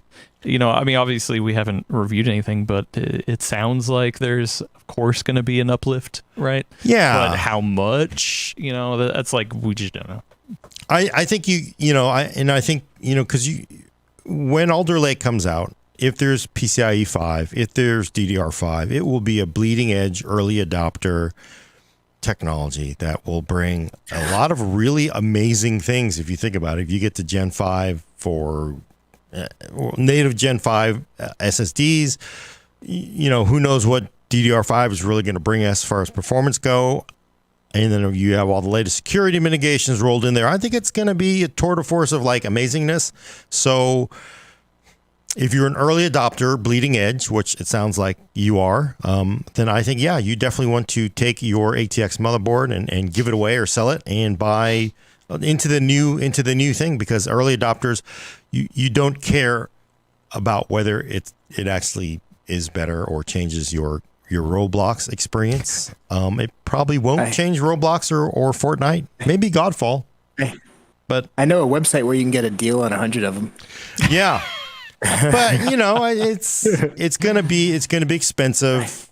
It's gonna be a big change for a lot of people. So I think it'll be for bleeding edge early adopters only initially. So, which it should be. I agree 100%. This, like I said earlier, is something I would definitely wait for reviews for, just because of all this. And as you were sitting here describing this, if that all happens, can you imagine PCIe 5, DDR5, and Intel's first hybrid design chips?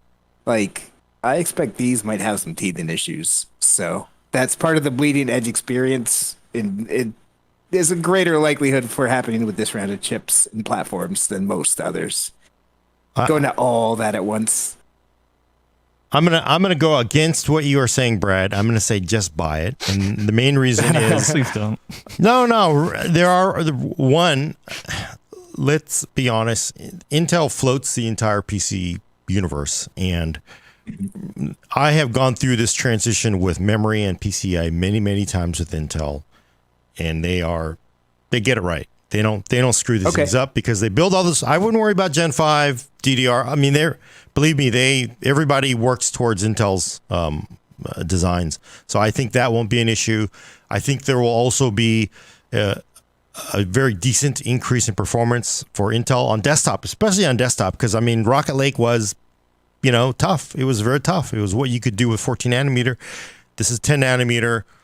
This is a new design. This is Gen 5. This is DDR5. I would say, honestly, this is something I would safely say you could probably buy it and be happy with. Is it going to blow your doors off over your existing $300 10-core Comet Lake or your Ryzen part Zen 3? It will depend on what you do, and that's up to you, so I can't decide for you. But if you're just the kind of person that likes to go out and humble brag about having to pay so much for DDR5, then yeah, it will succeed there. People like to humble brag, like, oh, that 3090, I had to pay $1,800 for it. Yeah, like when you just said I don't have an HDR monitor, and I'm like, they're nice. Yeah, see, right? Yeah, oh, they're nice. Yeah, no, I mean, but that's I would say, yeah, I wouldn't worry about it. Sometimes I do think, and again, I understand. Because you do sometimes get stuck with a lemon, but most of the time I think you're pretty safe. Newer things are almost always better than older things, as long as the older thing hasn't gotten so damned cheap that newer thing doesn't really make it worth it, I think. Except for in the case of the Steam Deck. Earlier you were arguing, oh man, they did the Steam machines, the older things. Yeah, but that's the Steam Deck new thing. Don't buy it. Don't just buy it. I'm going to tell you, Adam, the Steam Deck 2, I will definitely say you should buy that over the Steam Deck. It'll be better than the Steam Deck 1 because it is pretty rare for you to go backwards, right? So I think you can just buy it. I think you can just buy it. I'm going to say it. I said it. I want to be a meme too. How come I can't be a meme? Outer Lake, just buy it. Oh God. AGD AJD Old Channel Archive asked, do you think Alder Lake is going to have the advantage due to low latency monolithic die? Also, imagine if Intel didn't have their own 10 nanometer woes years ago. Alder Lake 3 years ago happened. I have no idea. I have no idea how they're even making this thing, frankly, because they haven't talked to me about it. But I think it'll be interesting. But it'll be hella nice to get off of 14 nanometer for desktop. It will be really nice. So nice. Expect better things. All right, two more. Wesley Lig to votes. Oh man, I'm sorry. Said greetings from my Frankenstein HP DC 7900, sporting an Intel Core 2 Quad Q9 550, 8 gigs of DDR2 RAM, 250 gigabyte Samsung 860 Evo, 3 terabyte Toshiba splitting platter drive, and an NVIDIA GeForce GTX 1650. Is it time for an upgrade, or is it time for an upgrade? It's time for an upgrade if you want to get Windows 11, and that's what bums me out about Windows 11 so much, because that system sounds wonderful, and if you're still doing what you got to do with it, I love that you can have that. Yeah, like I love all the history in that PC that you're talking about right there, and it sucks that it's getting cut off. Yeah, no, it is a bummer, but I think, that was the awesomeness of Windows 10, right? Because you could install it on that machine just fine with no issues. So I would say it is time to upgrade. I mean, and honestly, not even just because it's better, but there are it's nice to get, PCIe. It's PCIe SSDs that you can boot from. It's nice to get NVMe. It's nice to get, higher speed. Going from DDR2 to DDR4 would be pretty nice. Yeah, but things that kind of kill me are sometimes the USB support. That's just just butt. I mean, that was you're talking. What is that like a Penryn Yorkfield kind of old? I can't remember what those were. But yeah, no, I think going to a new machine. I don't know if you remember, but that's exactly why I did upgrade to this Ryzen system back in the day. I had an Intel 3570K. This was not tangibly faster for gaming. It was a little bit faster. It was equal. I did a big article about it, pissed off a lot of AMD fans. But, it's the 1800X was no faster than the 3570K. But it gave me USB 3.1. It gave me NVMe drives. It gave me all that kind of stuff. And that add-on stuff is so worth it. Yeah. And I think you almost have to think of it like a car, because your that 99, whatever, that quad core 2 part is, that's like a Toyota Corolla with 380,000 miles on it. But you're like, damn, this thing's, actually, you know what it is? Here's what it is, because this is the example everybody knows. It's like that diesel Mercedes, right? That thing has got 895,000 miles on it. It still goes, right? And it just fine, because, honestly, if all you're doing is driving a browser in Office and light duty Photoshop, it's fine. It's fine. Mm-hmm. It still gets you down the road. But holy hell, if you get out of that Mercedes with that stink ass diesel and the windows that crank, and they kind of get stuck, and there's air conditioning, you're and it's just so nice to get to modern USB, modern storage. It's like you're running PCIe Gen 1, right? It definitely is. It's time to upgrade. I think is you will feel the upgrade going to a new machine. So even though if it still works and you don't really care, and you're driving down the road in your 900K Mercedes, that's fine too. The people following you may not like it though.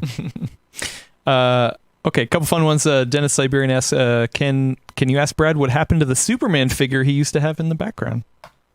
Where is it? It is in my actual office. I moved recently. You are looking at my dorm room looking living room. I'm still in the process of getting set up. My office is full of still packed. I don't know what's happening. Still packed boxes. It's up there somewhere. Hopefully before long, I'll be shooting from up there. But nice. Between packing and internet issues, I'm working in the living room. Which Superman was it?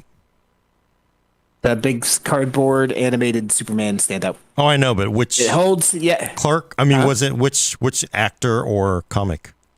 It was from the old cartoon. Okay. Not the super old cartoon, the one that's around my childhood era. Nice.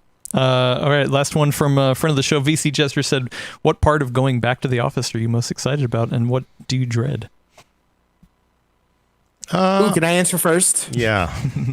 I am really grooving on you guys' deep, rich voices. I forgot how much of a difference these studio mics made. Like, Hello. This is like ASMR for me. Oh, hello. This is like ASMR for me. Nice. Yeah, I'll say I'm both loving and dreading the studio. Like I said, I've done a lot of work to get it to where it is, but it is not back to where it is. Also, I mean, we're not completely back to work. We're just using the studio for Full Nerd and doing some shoots. I will still continue to do most of my work at home. So now it means a lot of the stuff I stole here, I'm using at home, but now I need it both here and at home, depending on what I'm doing. So either our cart stuff or I got to buy double stuff. So yeah, I'm dreading like trying to figure out like, okay, I need to have everything up and running to go on both places. Yeah, it's a lot of work, but it's exciting. It does feel really cool to be here.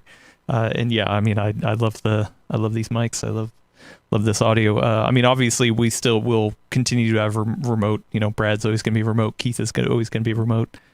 So that stuff, is still going to happen, but yeah, we're here. It's fun. I did it. Everything so far is not falling apart. I think everything has worked out for the most part for the stream. Yeah, and I'll say the mics are awesome, but this is a perfect example of why PC gaming will never die. Will never die no matter what.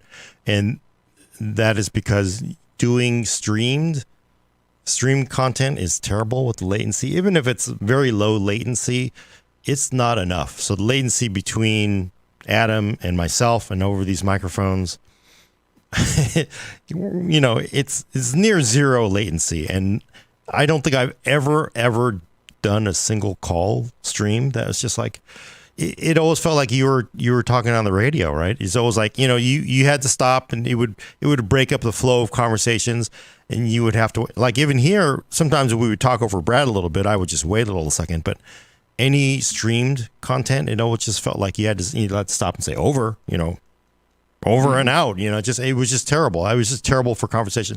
This is way better for conversation, I think. So, and plus these mics. Yeah, I mean, I've learned a lot though, you know, like being able to have to capture and do the stream remotely, shoot in an office, or in my office rather than, you know, in this office. OBS, I've gotten a lot deeper into understanding OBS. We use a different software here for the streaming stuff. So yeah, I mean, a lot of learning opportunities, a lot of them that I'm actually bringing back here in terms of routing, in terms of software stuff. So, you know, it's been a learning experience for sure. So yeah, but don't you think this is kind of the way it will go back to? Because I know a lot of people think it'll be you'll be in a permanent Zoom box, but I don't think. I think once people get used to like, wow, this is what it was like, they're going to go back to it. Well, it's funny. Be a mix. Yeah, well, that's the thing for me. Before, you know, I was very much like, oh, I love coming into the office 9 to 5, being here. I can only do stuff here. It's great, which is true. But now being able to force to say, hey, you know what? Shoot in other environments, stream from other environments, do things from other environments, and get me out of my comfort zone, learn other types of capture software, things like that. Not that I'm not always kind of trying to update myself and learn new things anyway, but it really forced me to try a lot of new things. I actually enjoy that, and now it makes me feel more comfortable to be like, hey, you know what? If I just want to stay at home and focus on writing, I'm going to do that. If I want to shoot something at home that makes sense to shoot at home, I don't feel like I have to come in here and do it. So yeah, I mean, for us, it's going to be a nice hybrid approach, and at least for me, it's be like, okay, now I have multiple options, of where I want to do something, and what's the best option. Now I get to pick, rather than just being like, oh man, I have to do everything from the office. It is nice to be able to work from home sometimes. Yeah, that's nice. Although definitely the commute is gonna stink for a while. So yeah. Well, they took away the people taking the cash at the bridge toll. For those who don't know, yeah, it's like, man, it would be like sometimes like an hour and a half to get over that bridge because it would just be backed up, and oh my goodness, it's like half an hour, and yeah, oh boy, that's a lot better commute in the car. Also, if I never have to go back to the BART again, then I would love that. Yeah, that'll happen. Also, Dennis Siberian says, I'm looking forward to Brad. Looking forward for a Brad full-scale holographic image on the set. Oh, you know what? Actually, yeah, I need to still talk to my rep and order a Brad body pillow. We'll just put a body pillow on the set, and pipe in his audio so it sounds like he's here on the set with us. Just kidding. No Brad body pillow. I have not talked to our rep about that. I can mail you some hair. You can put it on top.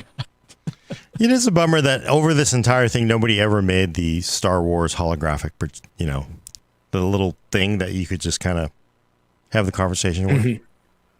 The Star Wars holographic projector, which is like definitely low res and low frame rate, and you could just like, you would think like with, they had, hyperdrives, they could have like better communication, but maybe, yeah. Maybe if these billionaires stop trying to go to space and make us 3D models of Brad for the full nerd, then we'd be in a better place, right? I was wondering if they had to if society would. Do you think the coverage of like Jeff Bezos' rocket had to be blurred out in some countries? Somebody will get that reference. It's going over my head. Yeah. Okay, then, yeah, wow. The first stream back to the studio confirmed. We did it. Gordon, take us out of here. I will say that I have the old outro also queued up, which is pretty funny. So, yeah. Okay, hilarious. Yeah. Check back next week for your fix of PC Talk on the Full Nerd. For audio listeners, subscribe to us on iTunes, Google Play, Spotify, or Stitcher. And if you're on one of those services, please leave a comment. Every time you do, Gordon actually packs up an overdue Falcon Northwest 64-core Threadripper machine. Send questions and comments. Yes, Cal, I heard the message through Tony. Sorry. Send questions and comments to thefullnerd@PCWorld.com. Thanks for coming. I'm Gordon Ung with Brad Charkis. Never pre-order. And Hannah Patrick Murray is going to hit the do not pre-order sign. Thanks, everybody, for sticking with us. Check out the new merch. Very exciting. We'll see you next time. Bye.